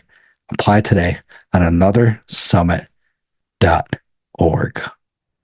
Thank you to all the sponsors for supporting the show. Really appreciate it. Let's go. All right, so tonight we're going to welcome our guest of the night, Mark from Whip Van Winkle Fly Fishing. So, Mark, welcome to the show, sir. Well, thank you for having me. It's an absolute honor to be here right now.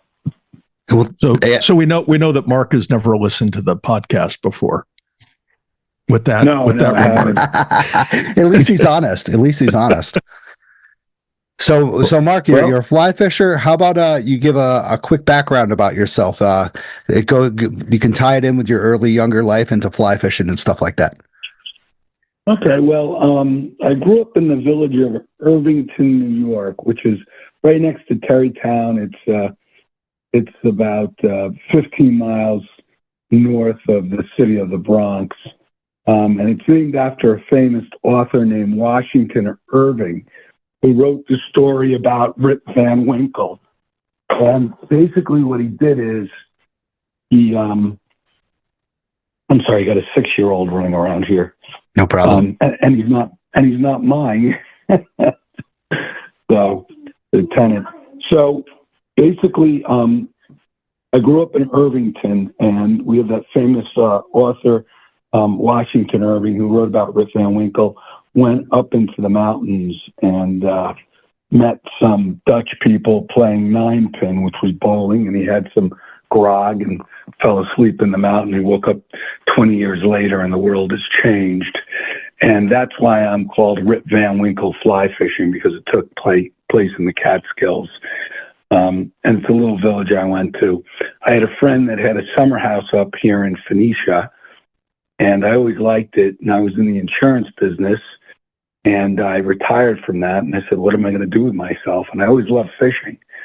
So this is a dream come true, being a fly fishing guide. I get to go with people, and I get to be in an activity that I truly love. This is something I really love to be with. Really love to do. I love to be with the people, and I meet all kinds of people from high executives in the NFL. I meet professional baseball players, actors, politicians, all kinds of people. It's a great way to meet these people and learn a lot of things. And when you're out on that water, it's like a big chill moment. Everything comes out, and you really find out about people and how the world works. And it's combined with a wonderful experience that people love. And it's a great art and skilled in fly fishing, just not the way it's done, but in the way people handle the rod. And there's a lot of eye-hand coordination that comes with it. And when you throw the fly rod out, there's a timing with the line and a delayed reaction, and you have to wait, follow through, and then you see how the fish hit and respond, and you have to be on top of your toes. Yeah. And I really compare fly fishing to, when you go regular fishing, it's like drinking a beer after cutting the lawn. I was in Cabos, Mexico. My friend has a place down there, and I caught a 7-foot blue striped marlin and jumped in the air. It took me about an hour to get in. I'm a reasonably fit 62-year-old. It's pretty strong. I go to the gym every day. And it took me about 90 minutes to pull it in, and you're out in the seat, and things going back and forth, and you're sort of pulling it in, and it's out there dancing on the water. It's exciting. But when you're fly fishing and you're wading, and we mainly do wading up here in Phoenicia, the northern Catskills, but when you're doing wading, you have to hunt the fish. You have to do a soft presentation. You can't beat the water because you'll scare them. You have to work it in a certain way. You have the elements, the sun, the wind, the current, and you're on your feet. The rocks are slippery. So it takes a lot more skill. than traditional fishing.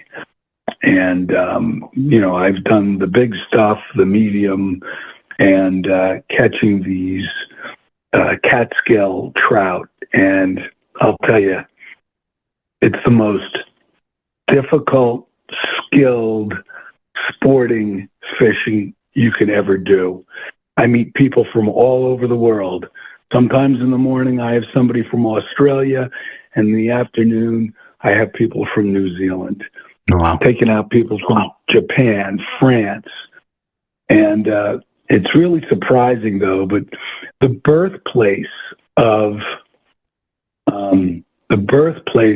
modern day fly fishing is Northern England, Scotland area.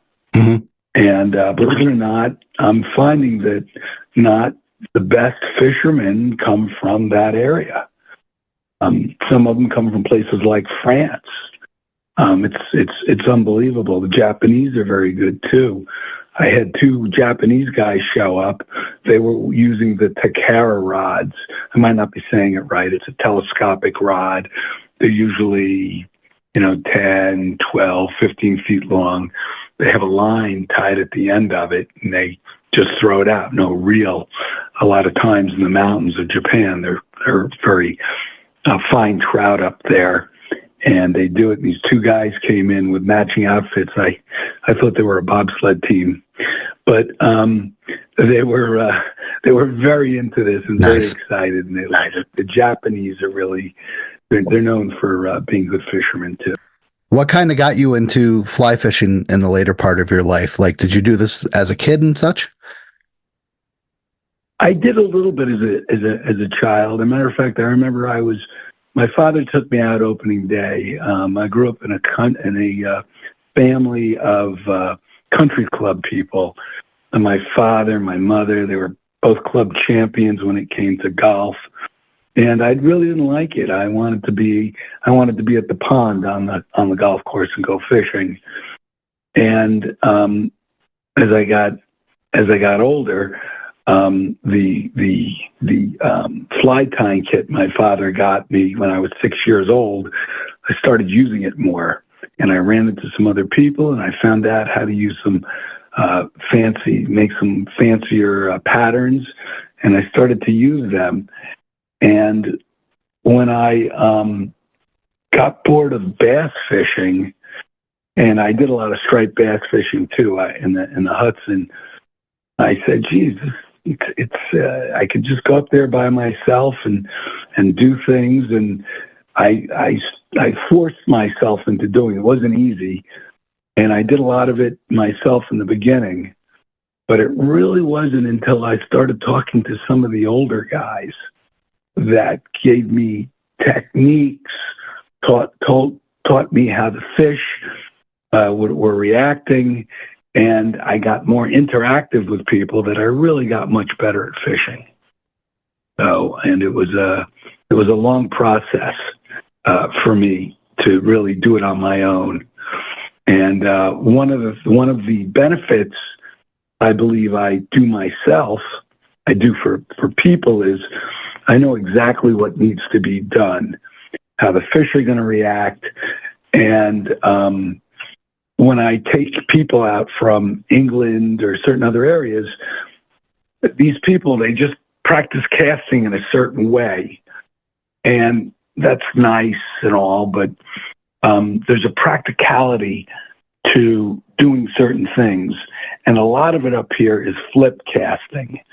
And the big secret when it comes to fly fishing is having the direct contact between the fly and the rod.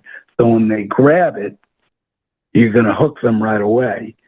Because if you don't, they spit it out immediately. And you got to be on top of your toes. That's really the key to it.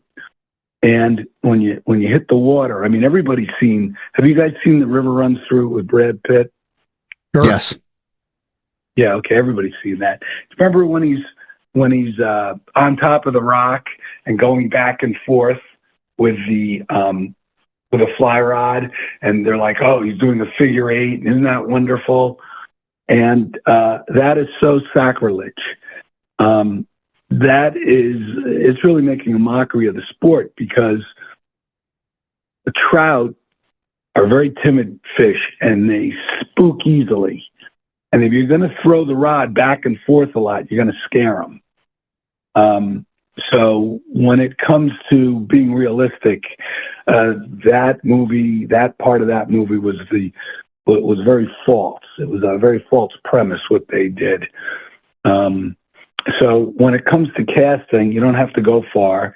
You hit different areas, and then when you're done with it, you walk a foot or two, and you do it. Now we're in the northern Catskills up here in Phoenicia, which are the highest peaks of the Catskills, and we have more white water here. So we're going to do wading, and you can get away with shorter leaders. The fish don't see you as well here, compared to the southern Catskills, the old Borscht Belt, northern Catskills where the Germans and Irish were, and the southern Catskills where the big hotels were. Films like Dirty Dancing supposedly took place there. And you have long gin clear pools. Long pools are gin clear, and you have to use like a 12-foot leader. And they say if you could see the fly, it's too big. So generally they use smaller flies down there. So those are the two different techniques. Yeah, so that made it into like your career, your kind of like passion. That you retired and then you went into like a fly fishing business in the Catskills. Yes, and it's been absolutely rewarding and wonderful. And I would say 99% of the people I take out are just they just can't believe the success they have when they go out fishing with me. The techniques and how to use the rod, how the fish react, and also a lot of the wildlife they see too. So, Mark, tell us about the first time customers. What is the present time? What is your typical first time customer like? Where do they come from? How old are they? Is there anything you can tell us about the typical first timer? Yeah, a lot of the first time customers that I see, most of them are some kind of executive, mid to upper executive. They've done a lot of things, had a lot of experience in their life, and they say, I want to take up fly fishing. I remember the first person I took out, my first real customer, he was out of northern New Jersey and an engineering degree, graduated from Columbia University, had a basketball scholarship, and last I knew he was coaching or helping coach the basketball team there. And he wanted to learn how to fly fish. And I took him out, and we threw the rod around, went to different areas, and I was telling him to pull. And I go, you can't see that these, your line's going out? And he said, no. And he goes, you try it. And boom, I hooked one, and I let him reel it in. He wouldn't let me take a picture of him with it because he said he didn't hook it. But, and then from there, that's when I was just using you have the fly line, and then you have the leader. And the leader is 7 to 9 feet I usually use around here. And I could see it with my eyes. And that's when I was in my 50s. Now I'm in my early 60s, and I use what's known as strike indicators.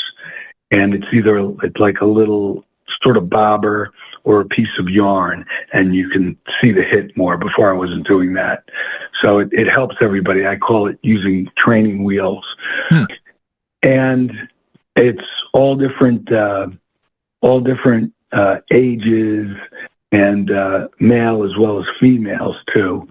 And I'm really surprised to see how a lot of the females, their eye-hand coordination is pretty fast. I'm surprised how they can catch on, and they're very good at hooking the fish. and doing that. The men tend to be a little bit bigger and stronger, and they horse them in a lot. We have less patience, I would say, right? Yeah, right. You admit it. We have less patience. I would say we're more, we're more aggressive. Yes. I guess that would be less patient. We're more aggressive and we walk around a lot more, and we'll pull on it. There was a guy, he was there with his girlfriend, and he was an iron worker. And if you know anything about iron workers, they tend to be tough guys. And those are the guys that climb on top of, what are they called? They climb on top of the scaffolding, the ironworks. The scaffolding, on like skyscrapers. Yeah. And they do heavy equipment. They handle these big wrenches and nuts and bolts and do concrete work. And his girlfriend landed 3, and he wasn't landing any. So I put my hand on his hand, I put my hand on his shoulder, and we were trying to do it together. And we're like, now, and boom, we kept on breaking the line and going, while she was very elegant and graceful, and she kept on hitting him. I can see that. So it was pretty wild. I mean, this was a guy from New York City. He was an iron worker. It was very interesting, and he was very coordinated too. But once again, there's an elegance to this. It's the other stuff is drinking a beer after mowing the lawn. This is like having a fine glass of champagne after playing tennis. So Mark, let me ask you. Let's suppose that Stosh and I make an appointment with you. We're first timers. We want you to take us out fly fishing. Why don't you walk us through a morning of fly fishing with you? So usually most of the time we go for either 8 o'clock to 12 o'clock in the morning, or we go from 1 to 5. And I know a lot of times I take people out, and if you go more than that, their eye-hand coordination slows down. So usually we go for about 4 hours. We'll meet in the village. Right now we meet at Bettina's, which is 49 Main Street. And from there, you told me the size of, your foot size and your waders. So, and I tell people to bring a hat and sunglasses, preferably, I forgot the name of the sunglasses that see through the water. What are those? Polarized sunglasses. And a hat. I think a hat is more important than the sunglasses because the glare is a big challenge out there. And a lot of this is eye-hand coordination. So depending on what the conditions are, we usually go to the Esopus. And depending on the skill of the person and how big they are. There's some places, if you have older people or young children, I might go to one place. And I really don't like taking anybody out younger than, 9 or 10 years old. So we go to different places depending on what their skill is or how big they are or what the flow of the water is. And we'll go out there and we'll start doing flip casting. Now, usually I take the rod, it's 9 feet long, put out 9 feet of fly line, and you have a leader that's about 9 feet. We start off with nymphs, usually a pheasant tail, prince, maybe a hare's ear, and we put the strike indicator. Usually, depending on how deep the water is, we usually go maybe 3 feet down, and we'll cast. We'll sit in an area, cast upstream. As it goes down, you pull the rod up, and then as it goes down, you follow it through, and then it swings around. When it swings, you wait until the end of the swing because 30% of the hits are in the swing. Now, if you pull up too fast, if it's a small fish, you'll astronaut it. If it's a big one, you'll pull it out of their mouth and you'll break the line. so you don't want to do that. We usually do 5 to 10, and then we walk a foot or two. 5 to 10, and then we walk a foot or two. When we're done, we walk back and then go down the stream or up the stream, depending on the kind of stream that we're fishing in. If you're fishing in a small stream, usually walk upstream. The big stream, it doesn't matter as much. And you don't want to walk into an area where you're about to fish.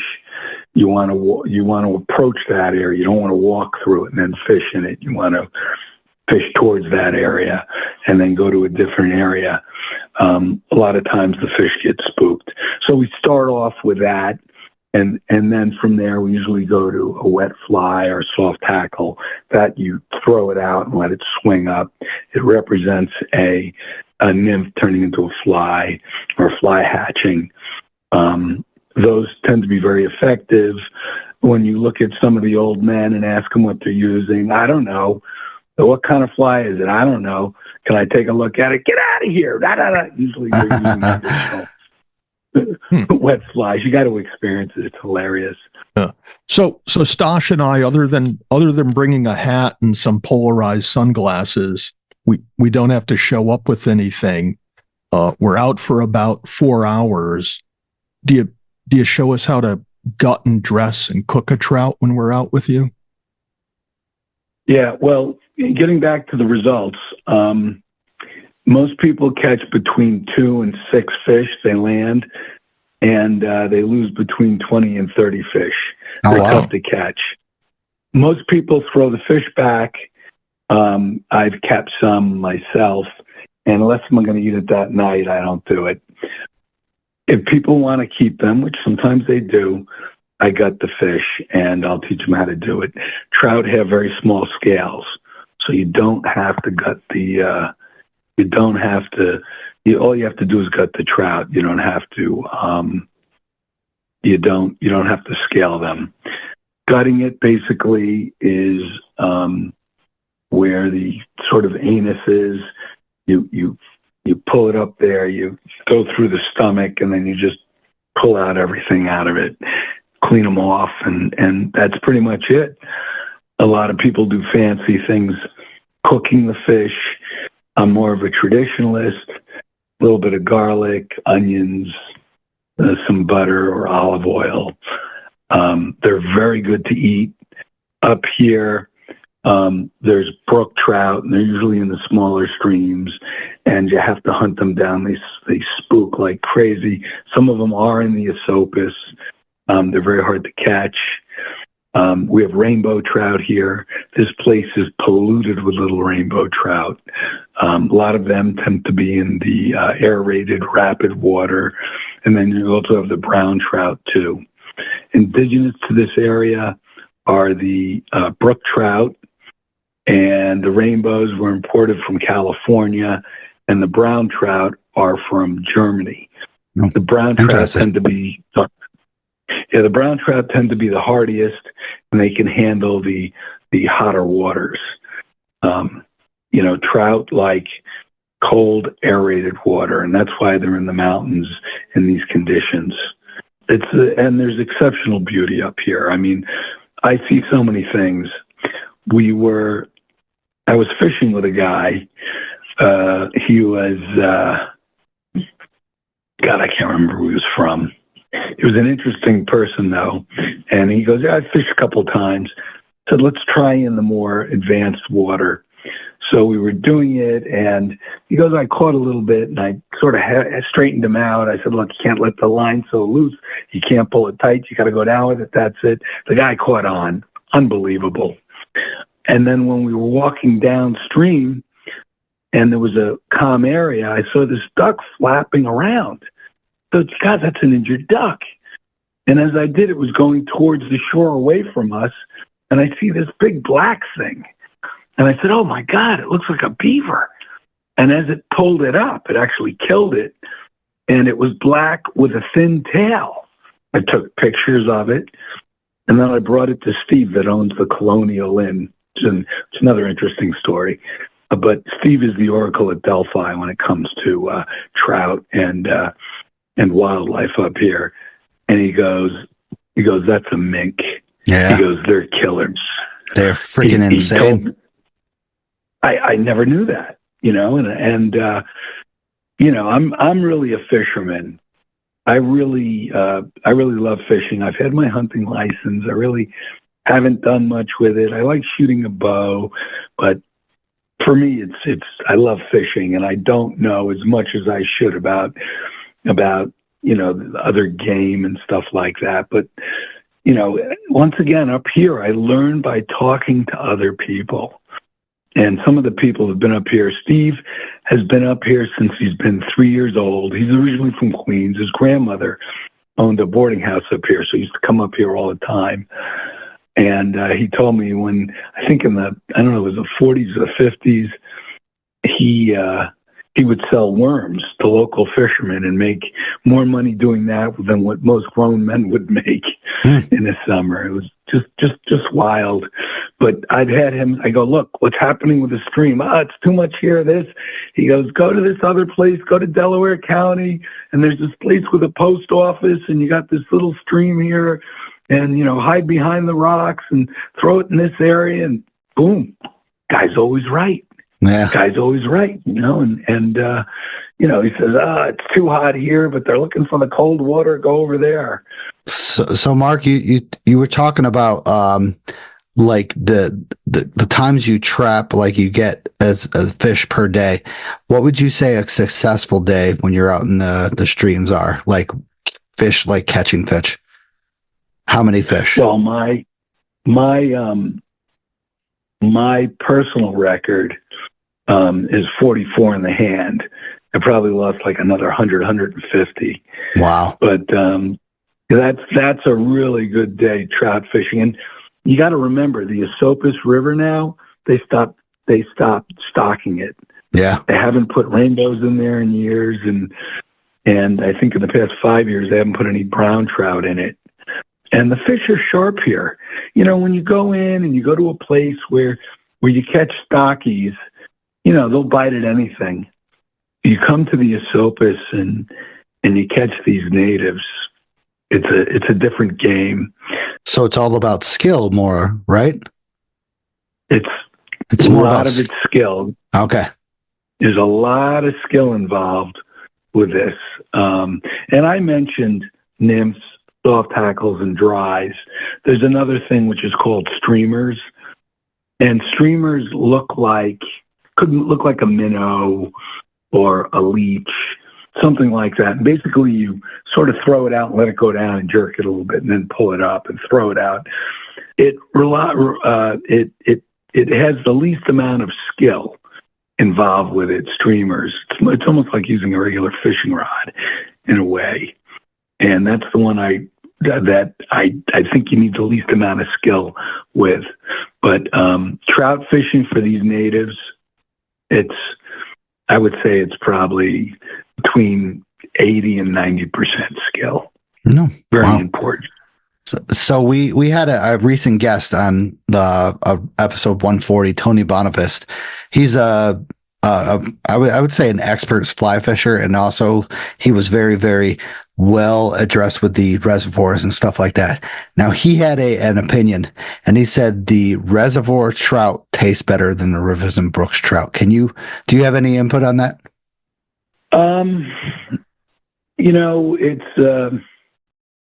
It's interesting because the trout do change when they come upstream. Some of the spots on the brown trout you can see. If you go up to the bigger waterways like where the salmon are and what's known as steelhead, big rainbow trout, and then they turn into what's known as steelhead, they definitely change a little bit. I would disagree with him about that. Now, a lot of fish, depending on what they eat, that determines how they taste. I think in the reservoirs, you get older fish. I think in the streams, you get younger fish. And the bigger fish that you get during the spawning times. You have the rainbows in the spring and the browns in the brooks or in the fall. I would think they taste better in the streams. Just they're more active and stuff like that. Good point. And sometimes it's also a preference too. Lazier fish tend to put more fat on them. And if you look at a brown trout, the meat's darker generally. It has more fat on it compared to a rainbow trout. Now, rainbow trout tend to be in the rougher water, so I think they have to work harder.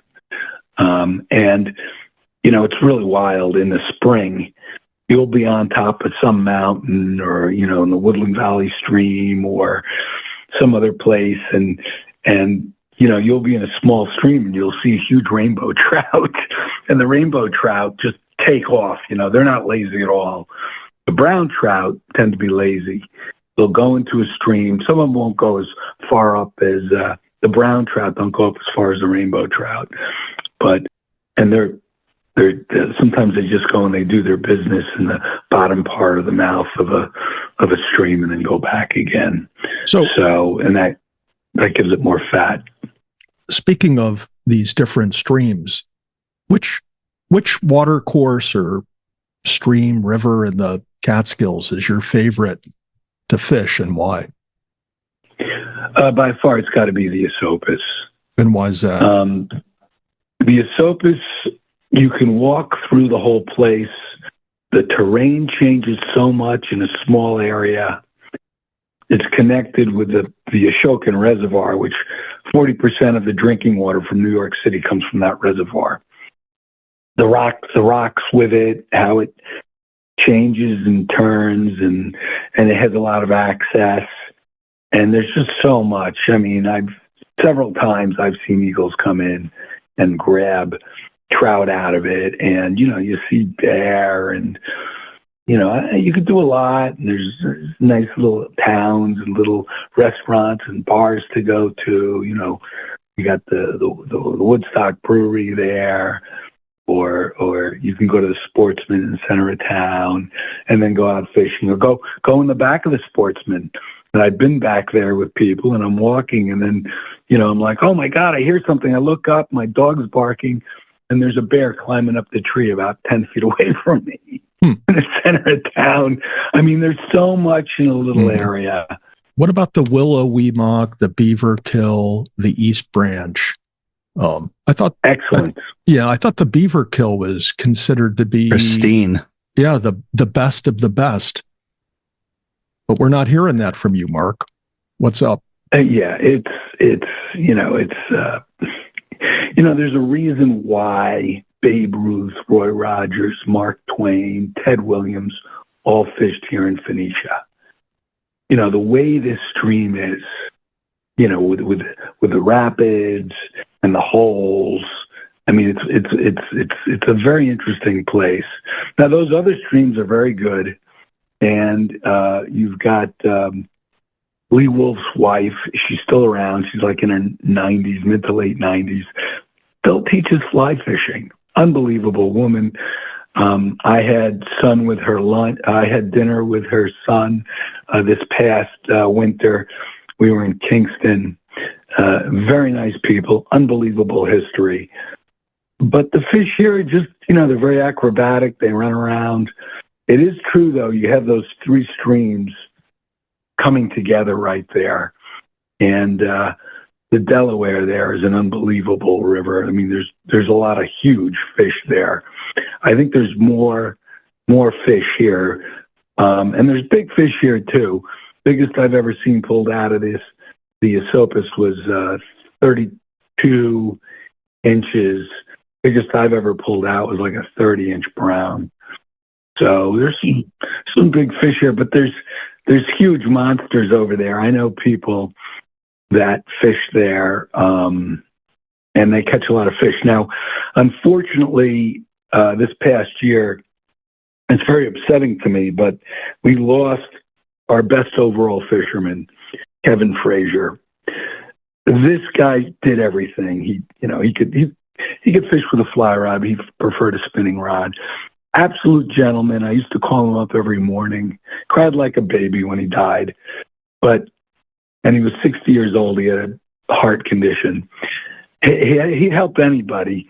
He was a character, but an absolute gentleman. And he would say, "You try that hole."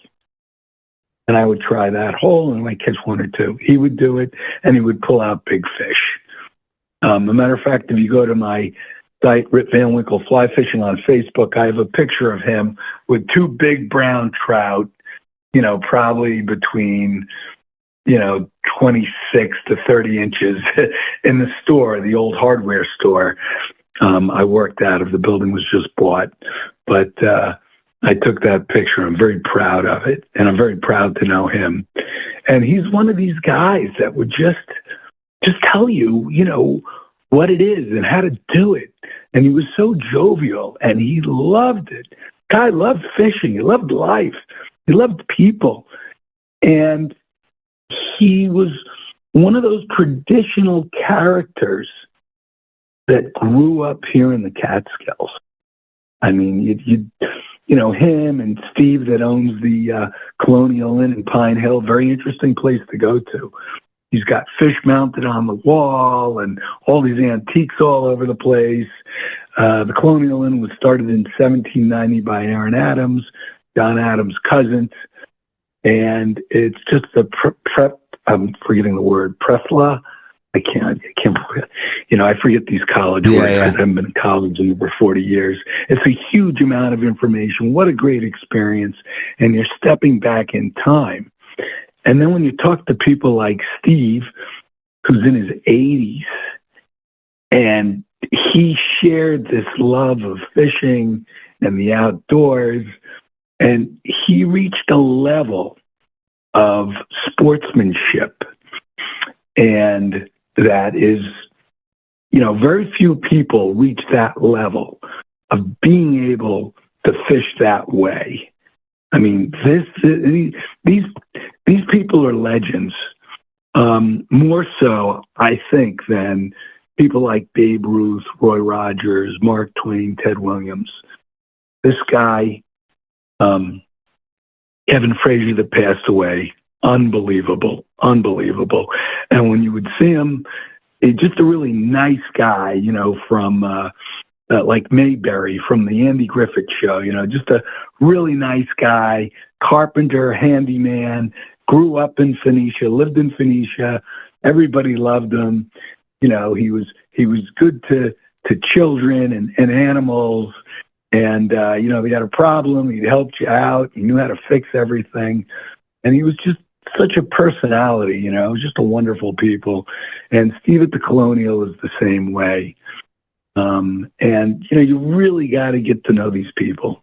So, Mark, before I get on to my next question, you talk about Phoenicia quite a bit so far.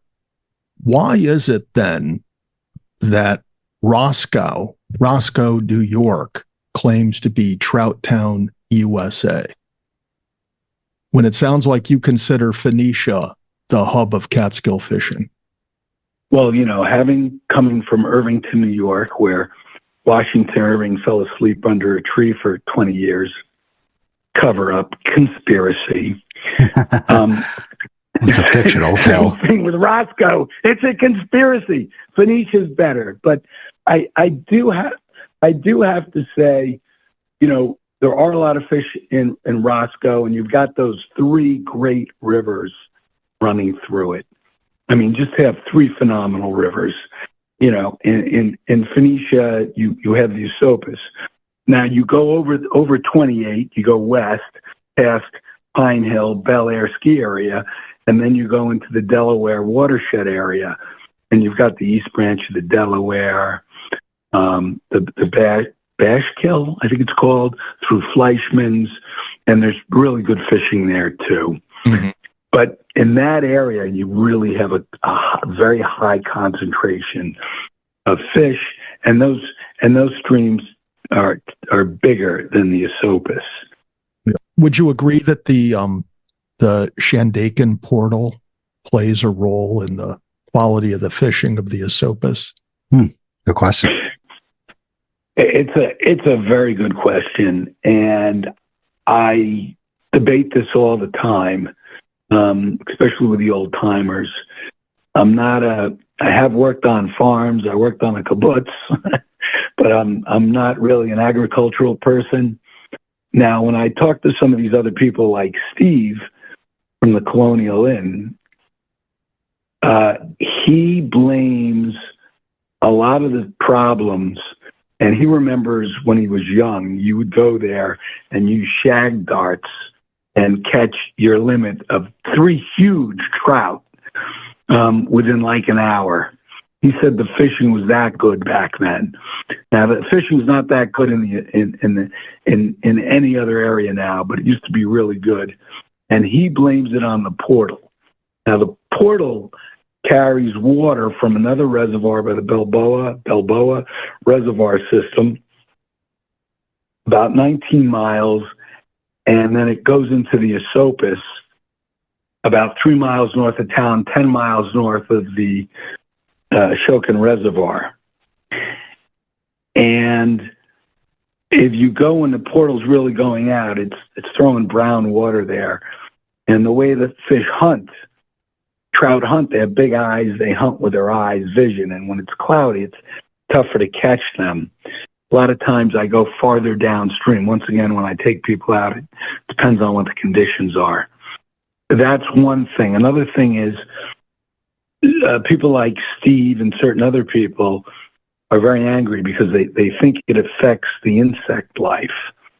And when I go fishing every summer in the Esopus, I see a lot of nymph shells because they climb up and then they come out of their shell and they turn into a fly, and the shells are there.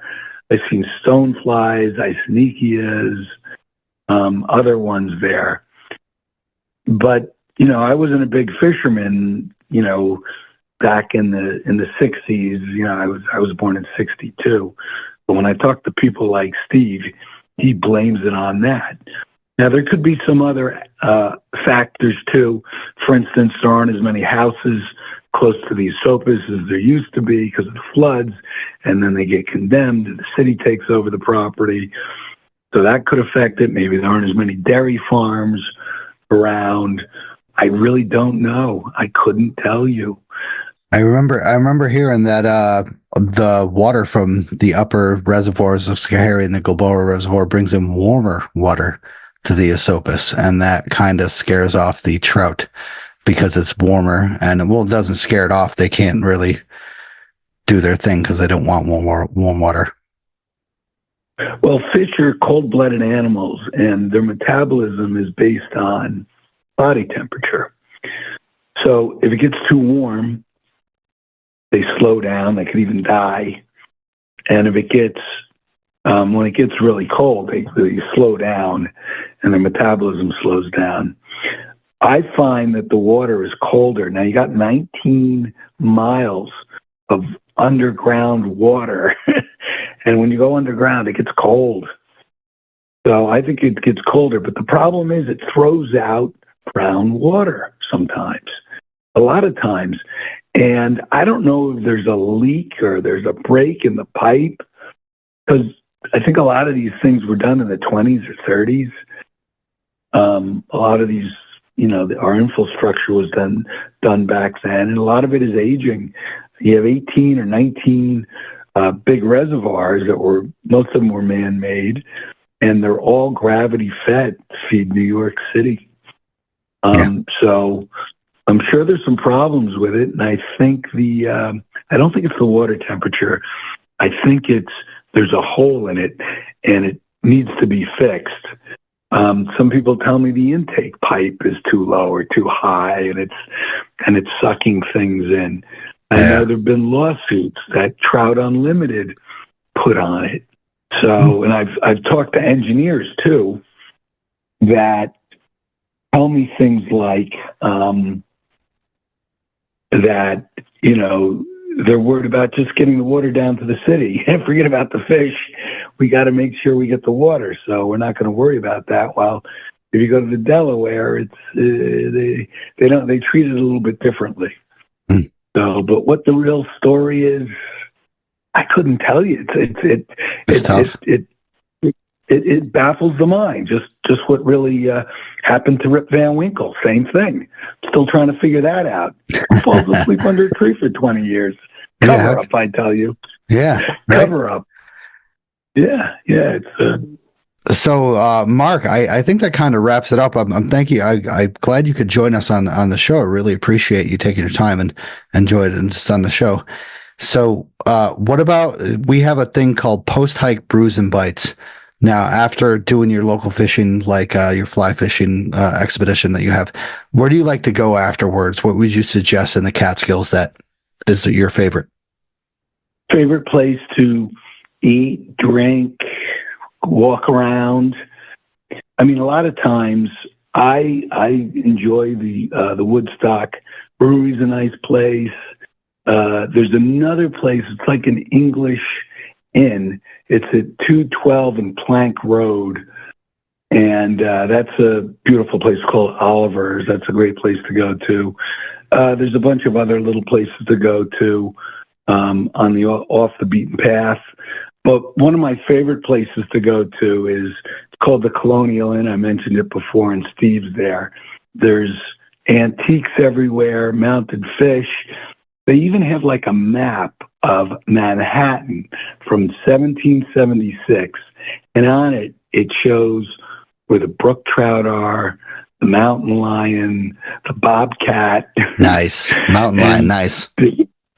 Really, it's just such an interesting place. And there's not too many places like that anymore. And I hope that place stays forever the way it is. They have some rooms up there too. And Steve and his daughter Heather are just so obliging, so nice to people. You know, the jukebox is free, the pool table's free, Jukebox, and nice. the drinks are very reasonable. You know, it's Okay. just and I'll throw that in there. And you meet people. Yeah, you meet people from everywhere there. I wasn't there, but one time this guy is talking, and he has these beautiful women with him that are obviously showgirls. Turned out it was Jimmy Buffett. No, nice. And he went there a couple times, and a very interesting place. I used to go skiing a lot at like Bel Air, which I like, and there's so many little towns to go to and little different places to visit. The Shokan Inn is pretty nice. It's high end. Raphael is the innkeeper there.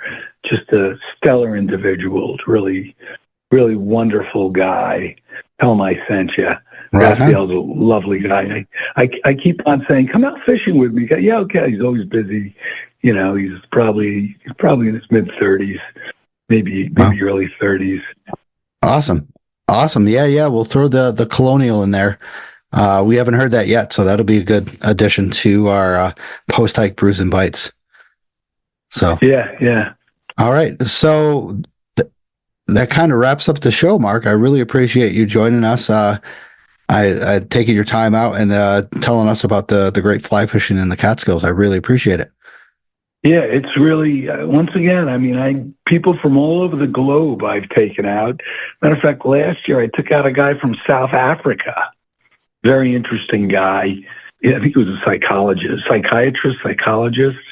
I took out another Dutch guy, too. I took out a guy from Holland. He was interesting. We went Dutch. I gave him the fly rod, and he caught the fish. So, Nice. Very interesting guy. Nice people. Hey, really appreciate it. Thanks for joining us, and have a great night, and let's keep in touch. Yeah, and if you ever want to come up, I'll take you guys out fishing for free. Let's do it. Let's do it. Sweet. Let's do it. Yeah. I'm up for that. I'm definitely up for that. I'm going to bring a harpoon.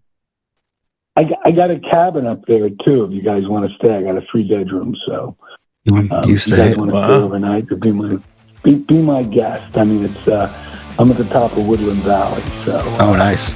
very, very interesting area. Yeah. All right. Well, have a good night, Mark. Thanks again. Okay. Thanks a lot. Bye-bye. Bye. Hi everyone. I just want to thank you for listening to the show. If you enjoyed the show, subscribe and throw down a smooth review on Spotify, Apple Podcasts, or any podcast platform that you use. You can also check daily updates of the podcast, hikes, hiking news, and local news on Facebook, Instagram, Twitter, and the official website of the show. Remember this, you gotta just keep on living in the Catskills, man. Livin. Wicked, wicked, wicked, wicked.